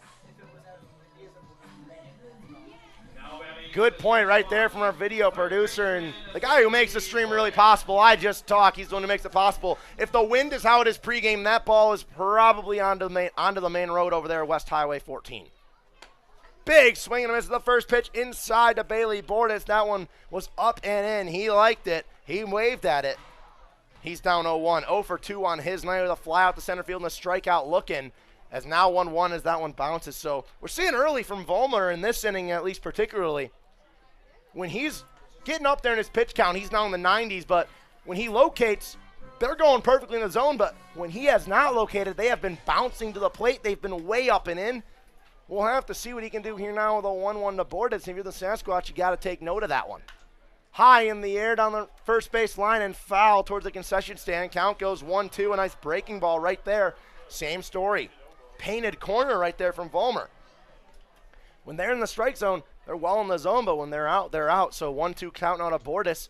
Have to see if Vollmer tries to get in the chase a little bit or if he just goes back right competitive with a 1-2 pitch. Way upstairs and away. He waved at it. Oh, my goodness. Vollmer with a nice K upstairs and away on Bailey Bordas, 2 away. Brings up the third batter of the inning. Chaz Crook trying to avoid a 1-2-3. He went down on 3 straight breaking balls in his last plate appearance to lead off the 4th. He was the first victim of what since has been 9 up, 8 down. 4 tie Vollmer on the mound. He comes up with 2 away, watches the breaking ball go for strike 1. It's an 0-1 count to the Sasquatch DH. Keegan Weston standing on deck, the 9-hole hitter. We'll see if Crook can extend this inning. After 2 are away quickly, that one outside, it's a 1-1. Got Bordas to chase it upstairs now in the last at-bat for Bordas' second K of the night. And Vollmer looking for a quick 1-2-3 inning, trying to get the bats alive in the dugout, and there's no better way to do it than to go out there and pitch an absolute masterclass after having a little bit of trouble. That one misses outside. It's 2-1 to Chaz Crook. 2 straight fastballs have missed outside. We'll see if they give him a competitive one, and when he gets a ball he likes, that's fast. It does not land, but that one a breaking ball high in the air in the foul territory on the third base line. Castanola going over. He'll run out of room. That one going just south a little bit, just in from the bullpen. Avoid hit missing, the pitcher warming up for the Spuds.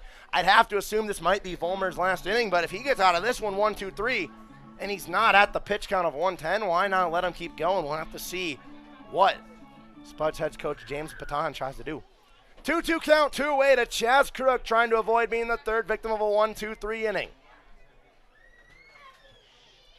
High and in, count goes full. I think he thought it was a full count already because he went to chug his bat towards the Sasquatch dugout. He got to go back. It's a full count now. Payoff pitch with 2 away to the DH, Chaz Crook. Here's the payoff pitch from Vollmer. Waved that foul into foul territory over by the concession stand. Once again, Crook staying alive. A nice breaking ball right there. And a nice defensive swing low and away. Looked like that one was going to be painted perfectly for strike 3 if Crook didn't put a bat on it. Nice defensive swing. Keeps the count full. He'll see another one, and here it is. Breaking ball inside. Tried to pull it back, but Chaz Crook works his second walk of the night. It's a 2-out walk for the Sasquatch, and this one brings up Keegan Weston, the 9-hole hitter. Bert, I don't know what he's saying to the home plate umpire right now. He tried to pull that one back in, but it looked like it was pretty handedly in the right-hand batter's box. Brings up Keegan Weston to the dish. Crook just a second batter to reach base and the first walk since that big third inning. The other one to reach base with a Van Atten single in the 5th. Brings up Keegan Weston trying to capitalize on a 2-out walk. Weston over 2 on his night, a strikeout and a flyout in the center field. We'll see what he can do here. Waves at the first pitch upstairs. It's an 0-1 count. Top of the order set to roll over the 4th time tonight. We'll see if it's going to be Trey Vorwald in this one with 2 outs potentially and 2 runners on if Weston can extend it or if he'll just lead off in the 7th. That one goes upstairs at the head of Weston. Count goes even at 1s.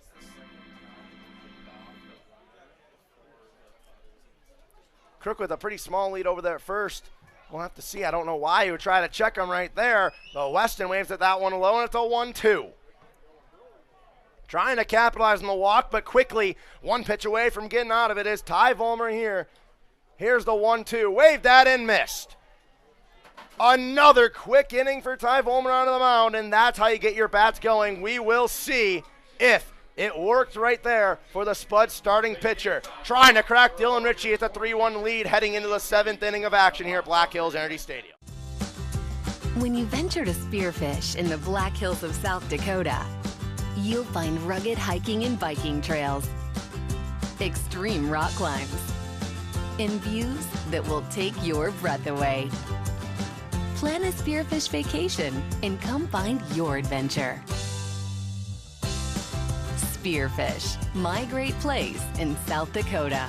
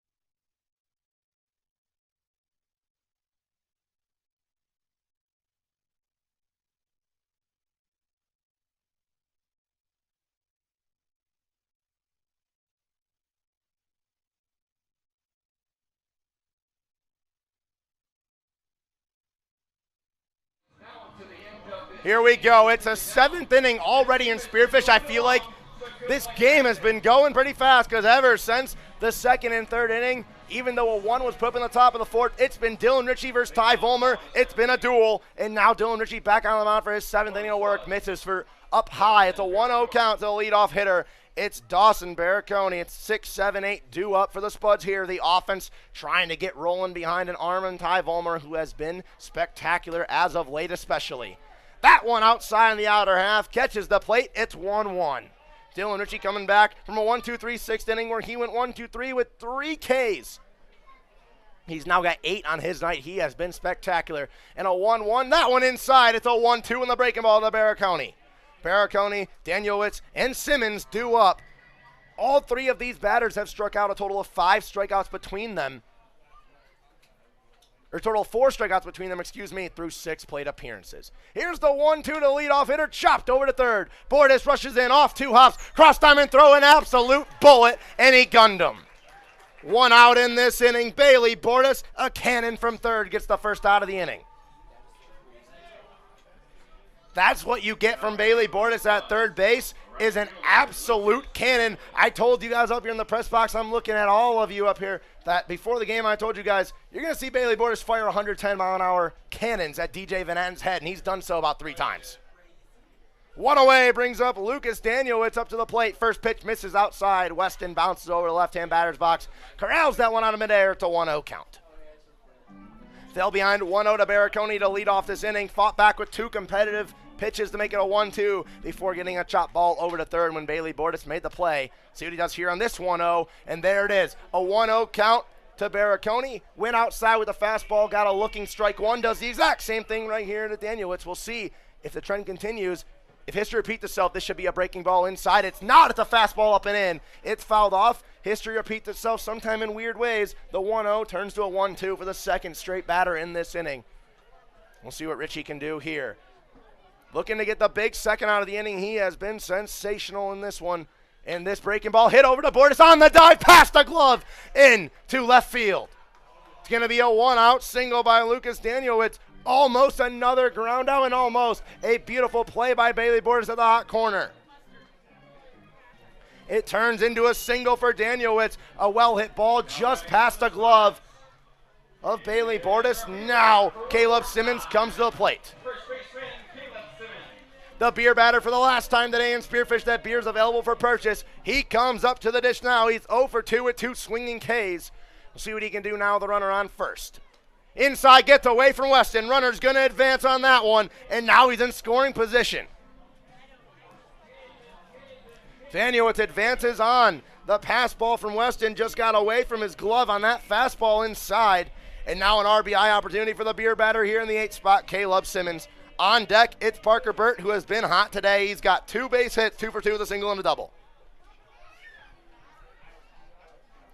1-0 count now to Caleb Simmons out of the left side. He's got that back foot eerily on the chalk. Another one inside. Can't get the zone. Count goes 2-0. A nice pitch from Richie. Did not get the benefit. He's in a count where he's just got to fight back now. It's 2-0 to Simmons. Caleb Simmons now in a 2-0. He's got 2 Ks, but now a big opportunity to chip away a little bit more and add a run to the night for the Spuds. Waves at the 2-0. Count goes 2-1. Richie recovers well. And now trying to fight back. It was a 2-0. 2-1. We'll see what he brings him here at half. I guess it's going to be a fastball outside. He's done that a lot when he's been behind, locating well in the outer half. We'll see what Dylan Richie brings on this 2-1 count. 2-1 pitch at the fastball outside. Waved that and missed, and it's 2-2. We'll see if he tries again to chase a breaking ball on the back foot, or if he just goes right back to the heater that's worked so well already. Caleb Simmons with a 2-2 count, one away, a runner on second. Bachman gonna back off the runner over at second base. Here's the 2-2 pitch from Richie.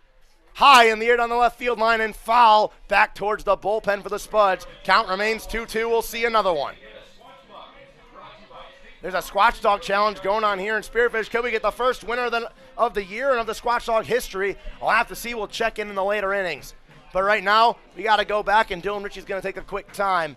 Tighten up that lace of the right foot before this 2-2 pitch once again to Caleb Simmons, looking for a big second out following the 1-out single from Danielewicz.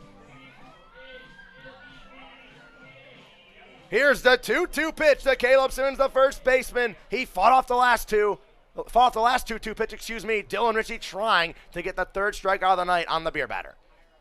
Upstairs and away, count goes full, and now Dylan Richie has to deliver a payoff pitch to Caleb Simmons here. Potential to roll over to Parker Burt with the tying run on the base paths, and that's a bat that's been hot, and that's definitely not something you want to do right now if you're number 1-4.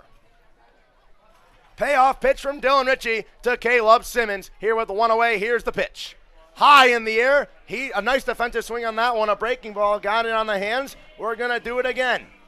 In a 2-strike count, that's 2 straight competitive pitches that Simmons has fouled off. And now we'll get another full count. He's really having a quality at-bat here, driving the pitch count up, and Dylan Richie, who's had himself a pretty nice night in that aspect. Full count pitch, part 2 from Dylan Richie on Simmons. Here is the payoff pitch. Swung on high in the air in the right center gap. Crott going over, Nelson closing over. Crott's going to make the catch.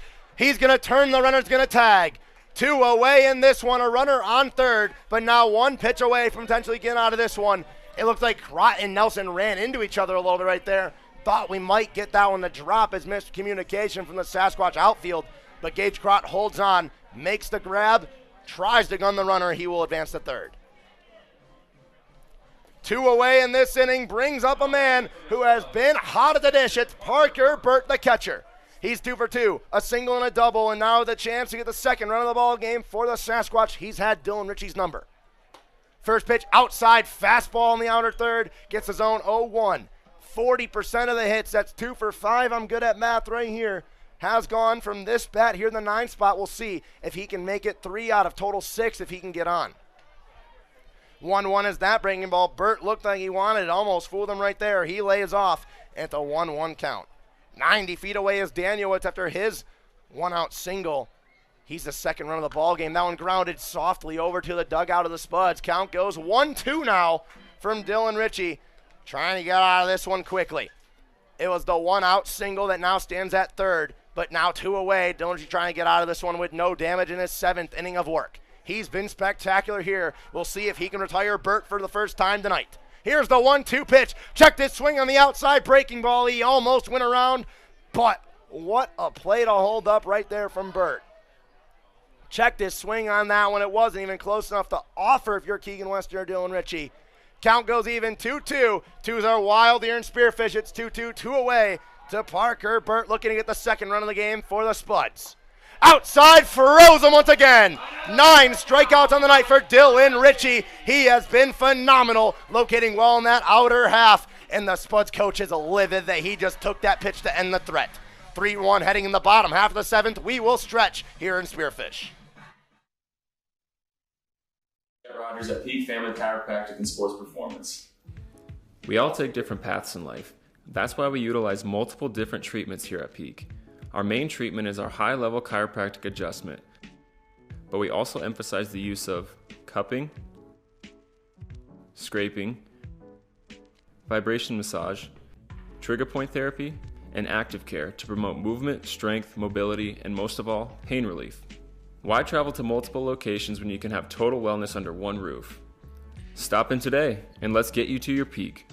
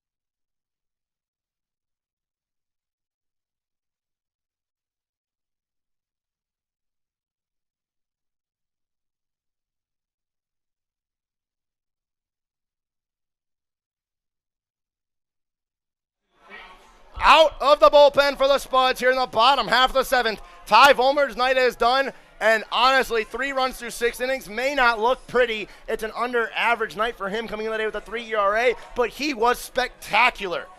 3 straight goose eggs after 3 and 3 innings for the Sasquatch offense. He has tried to propel this offense to go against Dylan Ritchie, but he has failed because Dylan Ritchie has been phenomenal at answering the doorbell. And now the bullpen's going to come out. It's going to be Jackson Bates, the freshman from Solando College. He comes up here. We don't have any stats on Bates yet this year, but he's getting a big spot right here in a 3-1 ball game. Trying right here.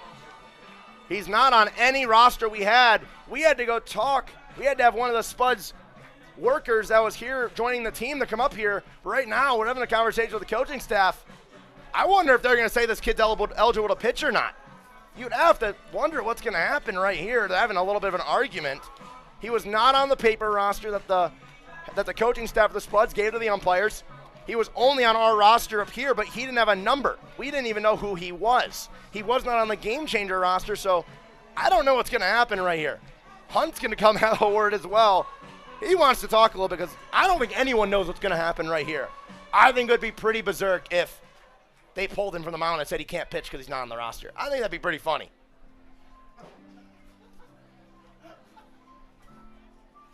Having a visit right here. I have no idea. I can't even tell you what I think's going to happen because they're going to call over the field umpire because we have no idea. Jared Hunt just gave a kind of positive-looking nod, so we'll have to see if he was just agreeing with something else said or, you know what, I'm done trying to give you folks at home an answer to what's happening because, honestly, until this meeting's done between the two umpires and the two head coaches, I'm going to be honest, my opinion is probably as good as yours.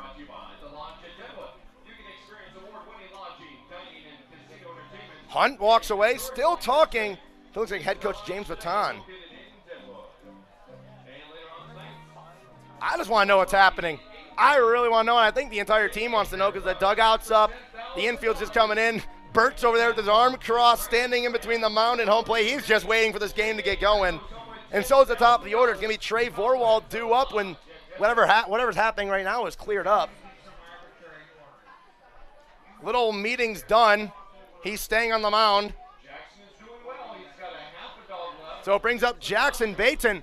Our Squatch Dog Challenge member apparently is doing really well here. Almost throw the hot dogs. We'll have to see how those nachos sit and then the ice cream. That's where they get you. They make you think you have it. And then they introduce the nacho pool and the ice cream, and you just don't really know what to do anymore. But he's got to the end of the game to do so. We're in the bottom half of the seventh. Here we go back to baseball. Jackson Bates onto the mound. It's going to be Trey Vorwald for the fourth time today. He's 0 for 1 with 2 walks and a run scored. We'll see what he can do here. Takes strike one low. The first pitch of the night from Bates is called for a strike.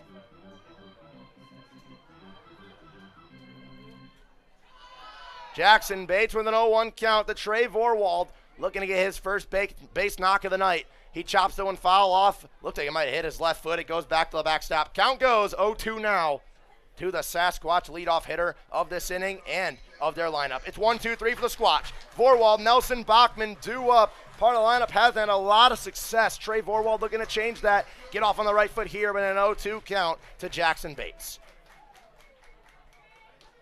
Bates settles quickly, and here's the 0-2 pitch. Outside, pops up his Burt. Count goes 1-2. 1-2 count now to Trey Vorwald trying to get a lead going. They're up 3-1, but have not struck since the third inning. The bullpen now is the perfect opportunity to get going. That one outside. They ring him up on the lower outer third. Vorwald goes down looking to start out the seventh. Brings up Seth Nelson with one away.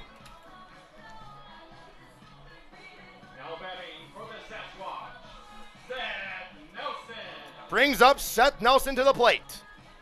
He is 0 for 3 on his night, trying to get going here. He's flown out twice right up the middle of the center field, one deep, one shallow, and went down swinging back in the fifth. He comes up with one away, looking for his first base knock to try to get a one-out rally started.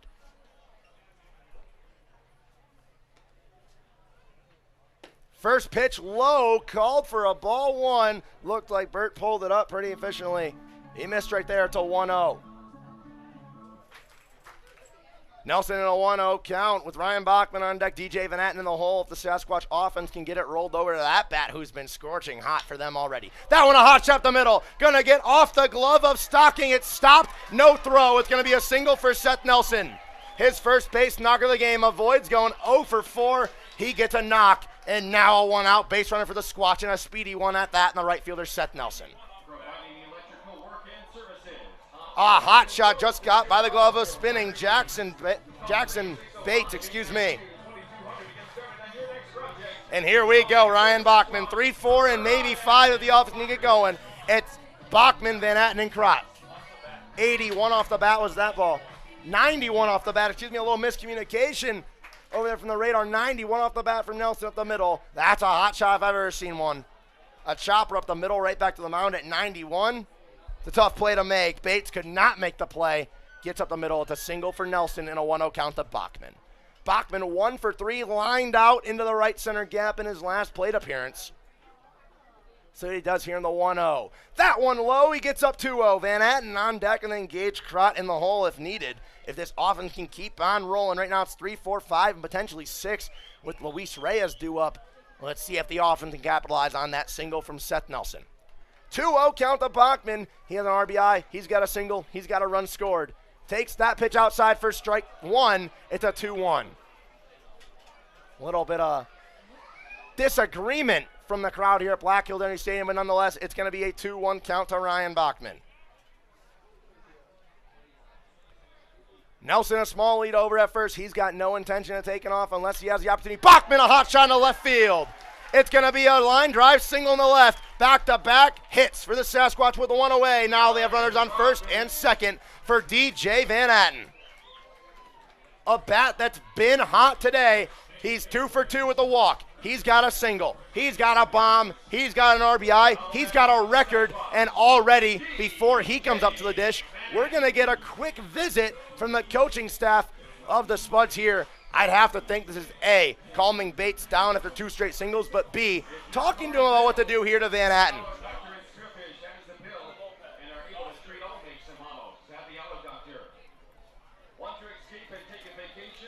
There's an arm getting loose again in the bullpen, just kind of stretching around. Looks like he's going to be Max Vosters.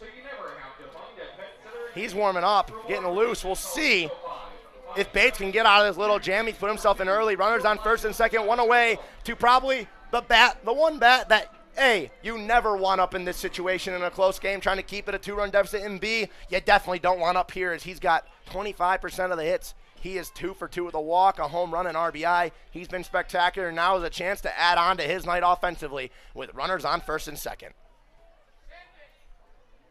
Here's the first pitch to Van Atten from Bates of the night. That one outside left-hand batter's box. Burt goes over, keeps it in front. It's a 1-0 count to the cleanup spot. Gage Crott on deck. Luis Reyes, the shortstop, in the hole. Part of the lineup's been pretty successful. They got a total of 5 base hits among them. Gage Crott on deck. He's 1 for 3. And then Luis Reyes in the hole. He's 2 for 3. Big swing at that one inside from Van Atten. Count goes 1-1. I honestly can't really blame him for taking a swing like he just did when you're having the night he's been having at the plate. I understand it. Nonetheless, it's a 1-1 from Jackson Bates here, trying to get a big second out and keep the goose egg here in the bottom of the 7th. That one low, called for ball 2. It's a 2-1. Not getting any help on the bottom half. Seems like it's changed completely. As Vollmer leaves the game and Bates comes in, it seems like strike zone's kind of reset. He's got to establish stuff himself before he starts getting any benefit.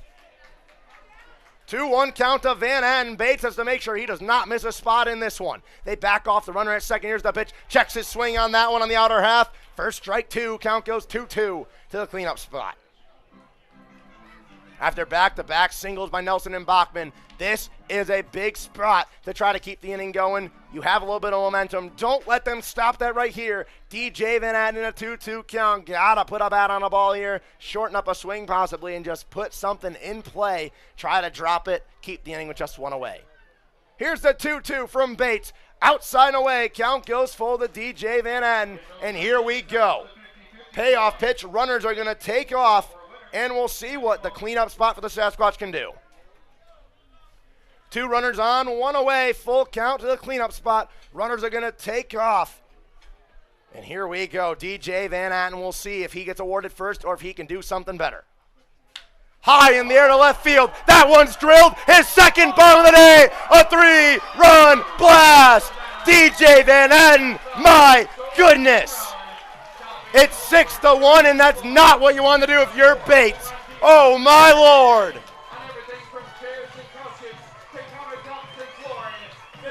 Well, we said if he was going to get a free 90, or, you know, if he was going to do something better. And I'd have to say that's probably better right there. DJ Van Atten, my goodness.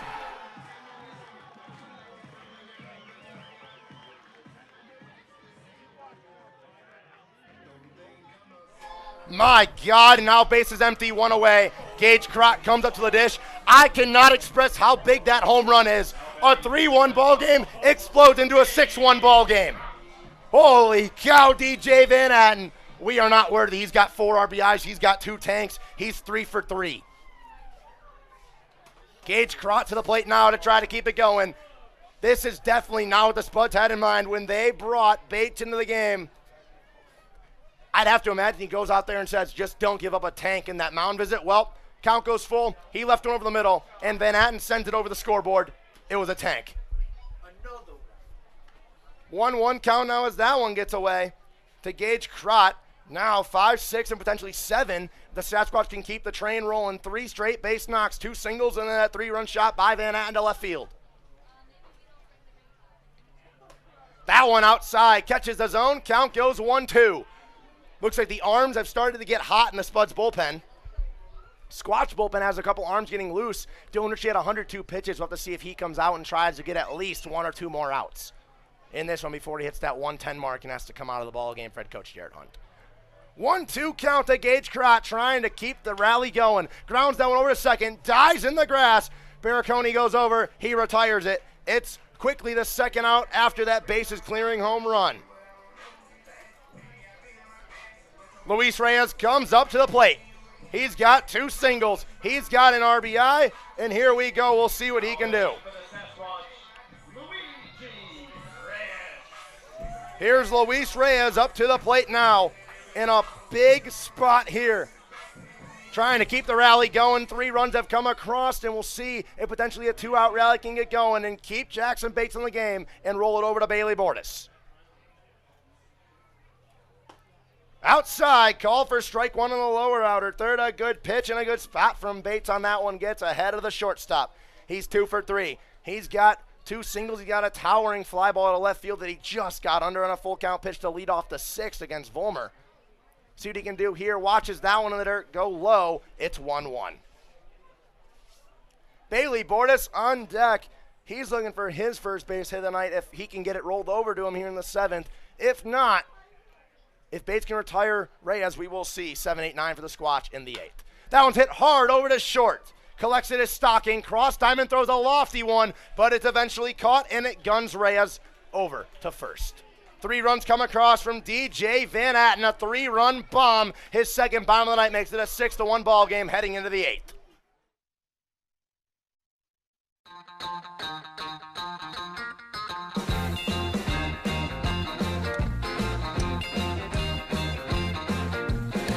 I wanna shout out to the world so they know my sweet baby loves me so. She got me going, yeah, she turns me on. She loves me, yeah, she loves me, and it blows my mind. Hey, nice try. Yeah, it blows my mind. She's my lover.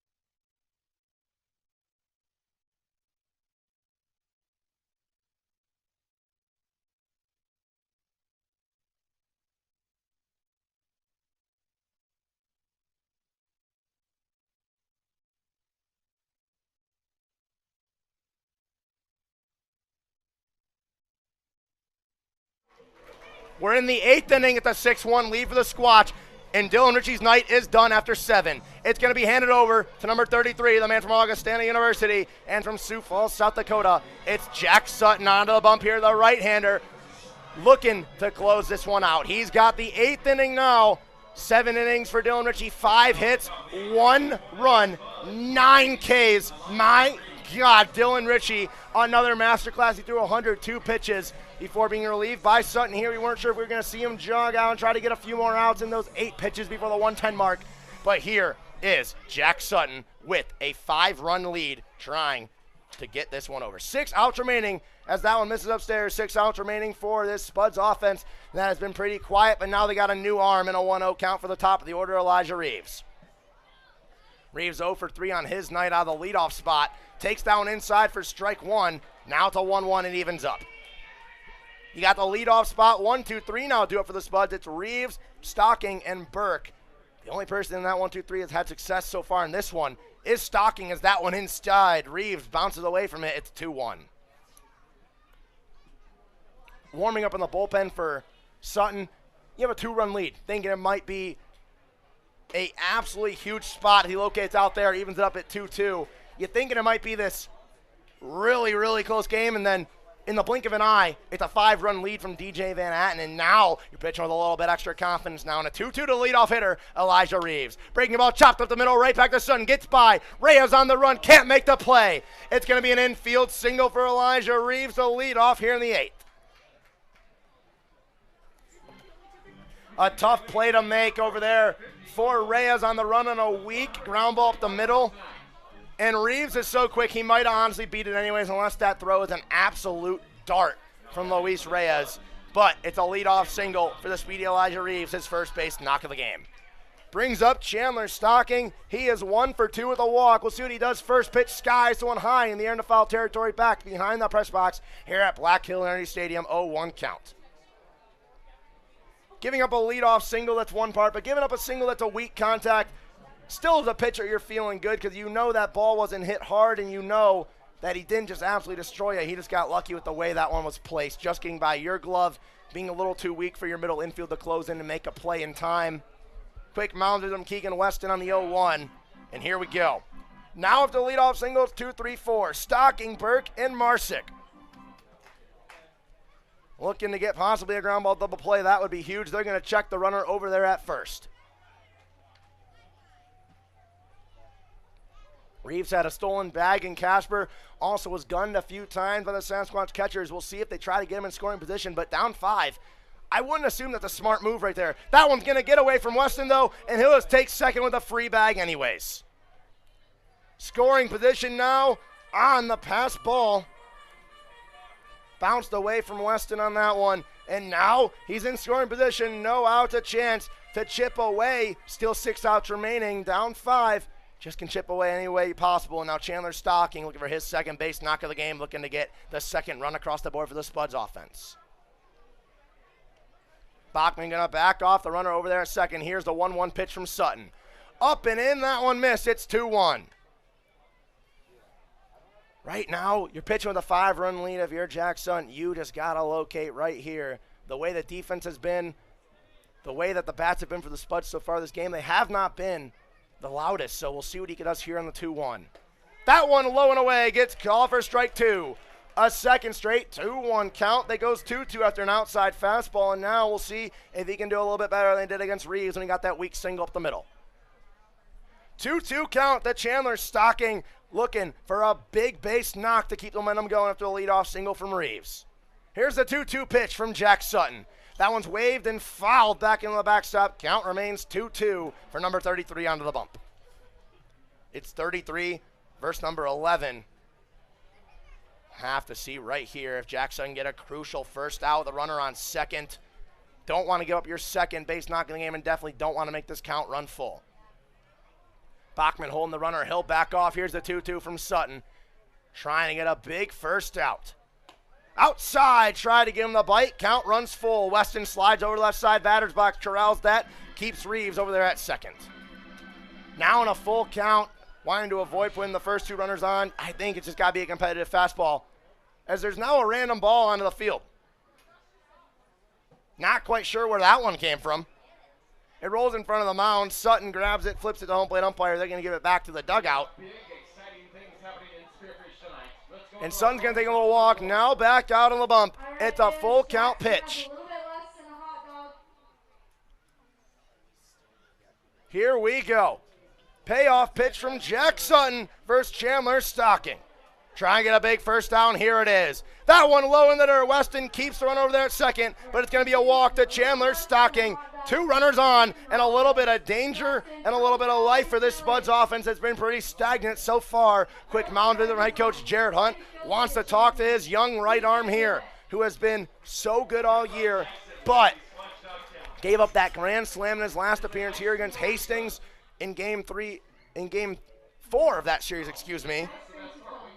And now a little bit of trouble early on, single and then a walk. Sutton has been one of the more reliable arms of this bullpen. Was phenomenal in the season up to that grand slam. Brings his ERA up to the little south of 6 at a 5.87. He's got 13 Ks. That's only his 6th walk in still just 7 2/3 innings of action. Quick mounded from Jared Hunt.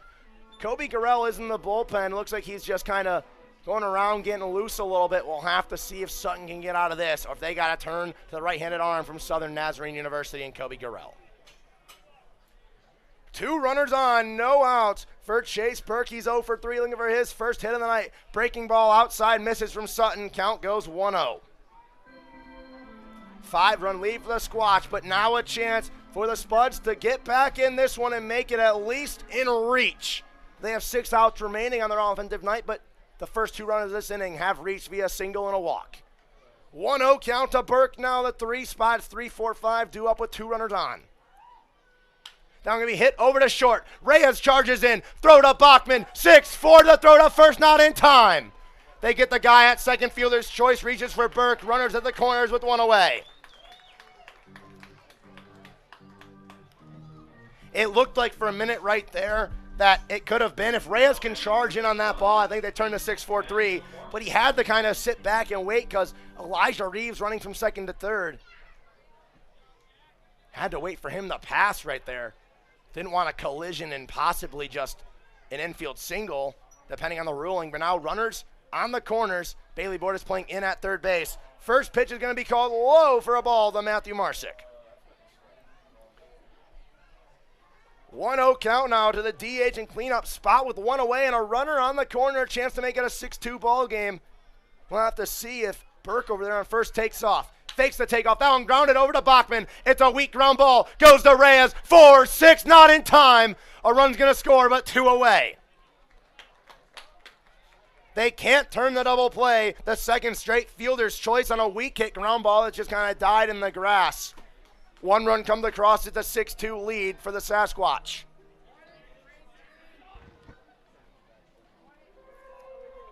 Brings up James Castanola.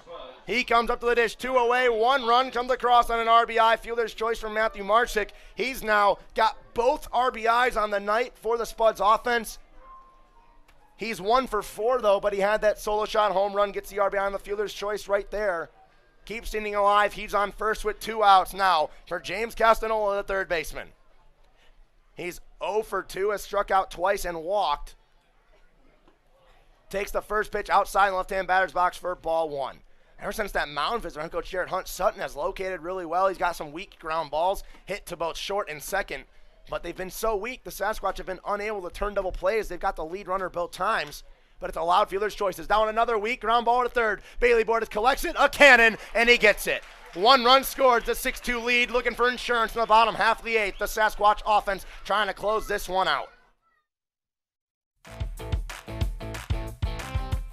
New games every month at the Lodge. We are constantly updating our gaming floor with the latest fun games to keep our guests entertained with new games every month. For the freshest selection of slot machines in town, make the Lodge at Deadwood your gaming destination. The locals' choice for gaming excitement with the newest games is the Lodge at Deadwood Gaming Resort.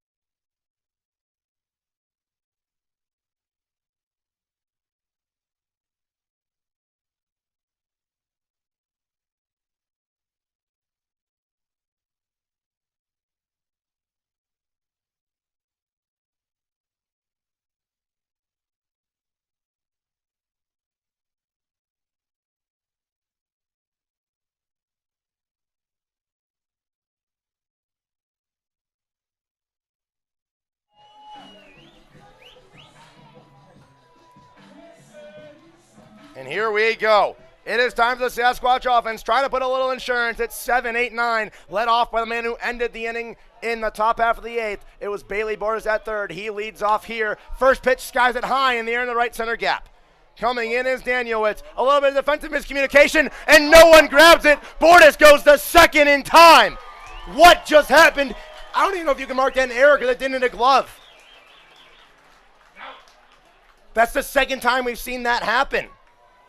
Bailey Borders gets on base with his first hit of the game. Defensive just destruction right there from the Spuds.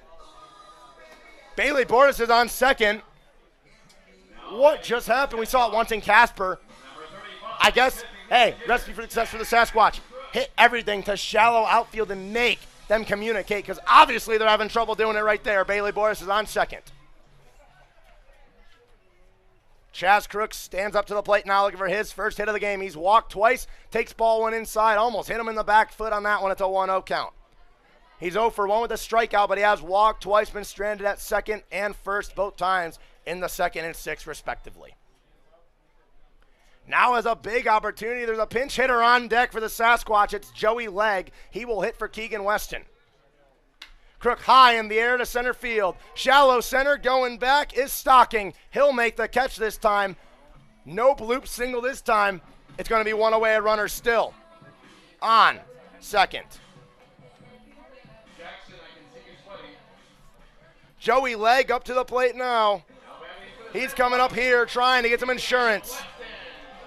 Joey Legg up to the plate now. For the Sasquatch, a little confusion up here in the press box. Had to yell it over to our public address announcer. Again, it was Joey Legg, the lefty, the hot corner man. Not in the lineup today for Bailey Borders. He's going to get a pinch hit opportunity here for Keegan Weston. Chance to drive in a run. Joey Legg up to the plate now. Skies the one down the third base line.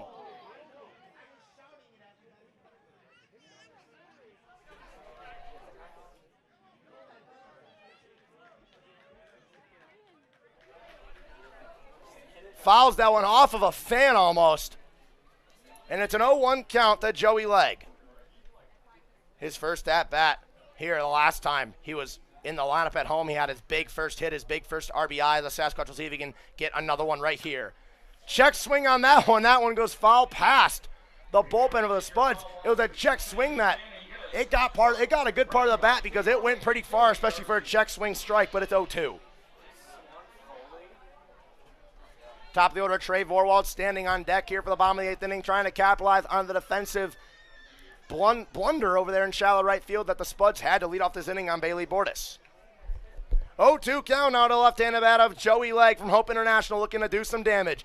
Takes that one low, and they'll freeze him.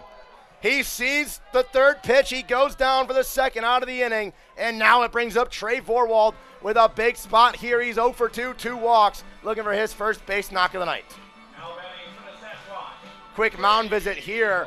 They're going to talk to Jackson Bates. They're going to make a motion to the bullpen. Are they going to take him out for this last out to face Vorwald? He struck out Vorwald back in the 7th inning, and that'll do it for his night. 2 away here in the bottom half of the 8th. The bullpen again for the Spuds, trying to retire Vorwald, keep it a 4-run deficit.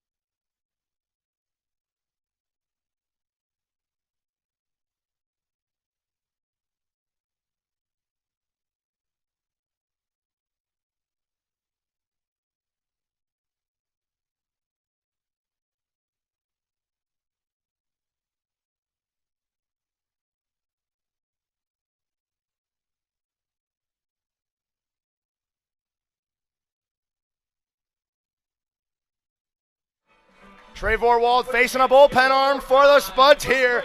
Coming out in a pretty nice spot. It's a 4-run lead for the Squatch in the bottom of the 8th. 2 away of the runner on second. Trying to add some insurance for Jack Sutton, who is set to come out for the top half of the 9th to close this one out. Out of the bullpen is going to be Jacob Griffin, a man from Ottawa, University of Arizona. This is just his 3rd appearance on the year. He delivers strike 1 to Vorwald, who is 0 for 2 in his last 2 plate appearances. Flown out to center field and struck out looking in the 7th. He walked in back-to-back ABs to start this ball game as a stolen bag, a run scored, looking to add an RBI and a base knock to his night. Takes down low, gets away behind the plate, and it's going to put the runner at third. Bailey Bordas, he's 90 feet away. That one got away from Vert. Bailey Bordas advances on a wild pitch. And here we go. Trey Vorwald, if he drops this one anywhere or can leg out an infield single possibly, it could score Bordas, make this a 5-run game once again, and really just erase that one put up in the top of the 8th. Here's the 1-1 pitch to Vorwald. High in the air in the right center field. Going over is Reeves. He settles under it, makes the catch on the run. Runner at third, stranded after that one by Bailey Bordas. The defensive blunder. 1-2-3 for the Squatch. Top of the 9th, up 4. Jack Sutton looking to close this one out and get a big Game 1 victory. Knee replacement? With the area's only ROSA robot, Monument Health offers a more personalized and precise procedure, customized for your anatomy.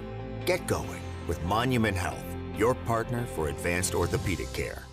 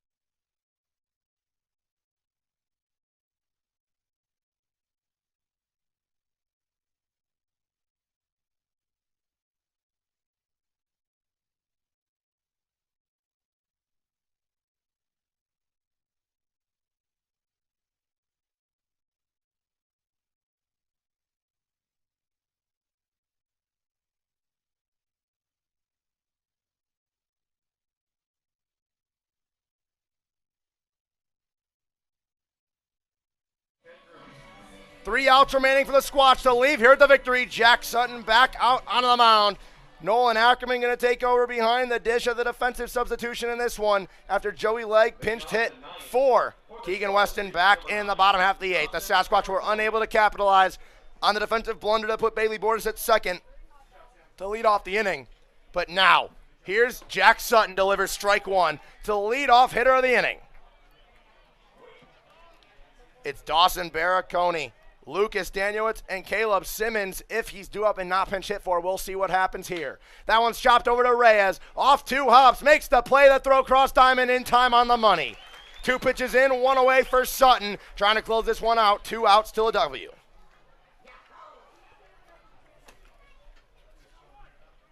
Brings up Lucas Daniowitz now. He is 1 for 3.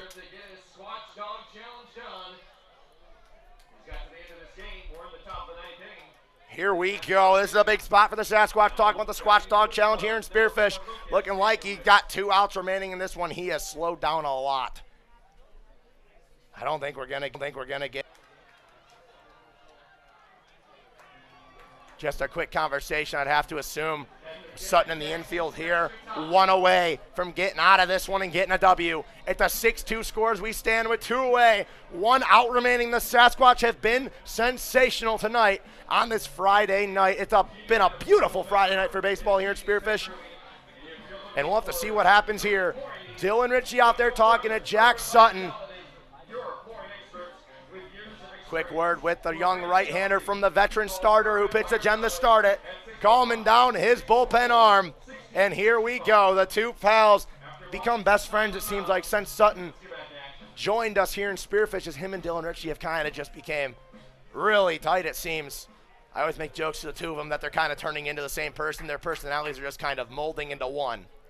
Ritchie goes to talk to him, and now 2 away to face Ryan Schmidt. The left-handed bat quickly could be the last out of this one. Jack Sutton's going to step off and regroup himself. Here we go. Jack Sutton looking for a big third out on a 1, 2, 3, 9th possibly. First pitch inside for ball 1. Parker Burt, the catcher, he's 2 for 3. He's on deck. If Schmidt can keep this one going, Sutton trying to make it a quick 2-9th. Outside, it's a 2-0 count to the pinch hitter. Since the Mount Viz has missed both spots, and here we go. See if he can recover after this 2-0. Jack Sutton on a 2-0 count to the pinch hitter on the left side. That pitch skied high in the air to third base. Reyes goes in the shallow left. He calls off Forwald. He makes the catch. It's a 6-2 victory for the Sasquatch on this Friday night at Black Hills Energy Stadium. Jack Sutton a 1, 2, 3, 9th inning. The Sasquatch walk away with a W. Make sure to stay tuned for Sasquatch After Hours. We're going to talk to our 2 players of the game. Couldn't choose. Dylan Ritchie, 7 gem innings, 1 run, 9 Ks. Or DJ Van Atten, 2 home runs, 4 RBIs. Unreal performance by him as well on offense. We'll speak to both of them shortly here on Spearfish Sasquatch Live.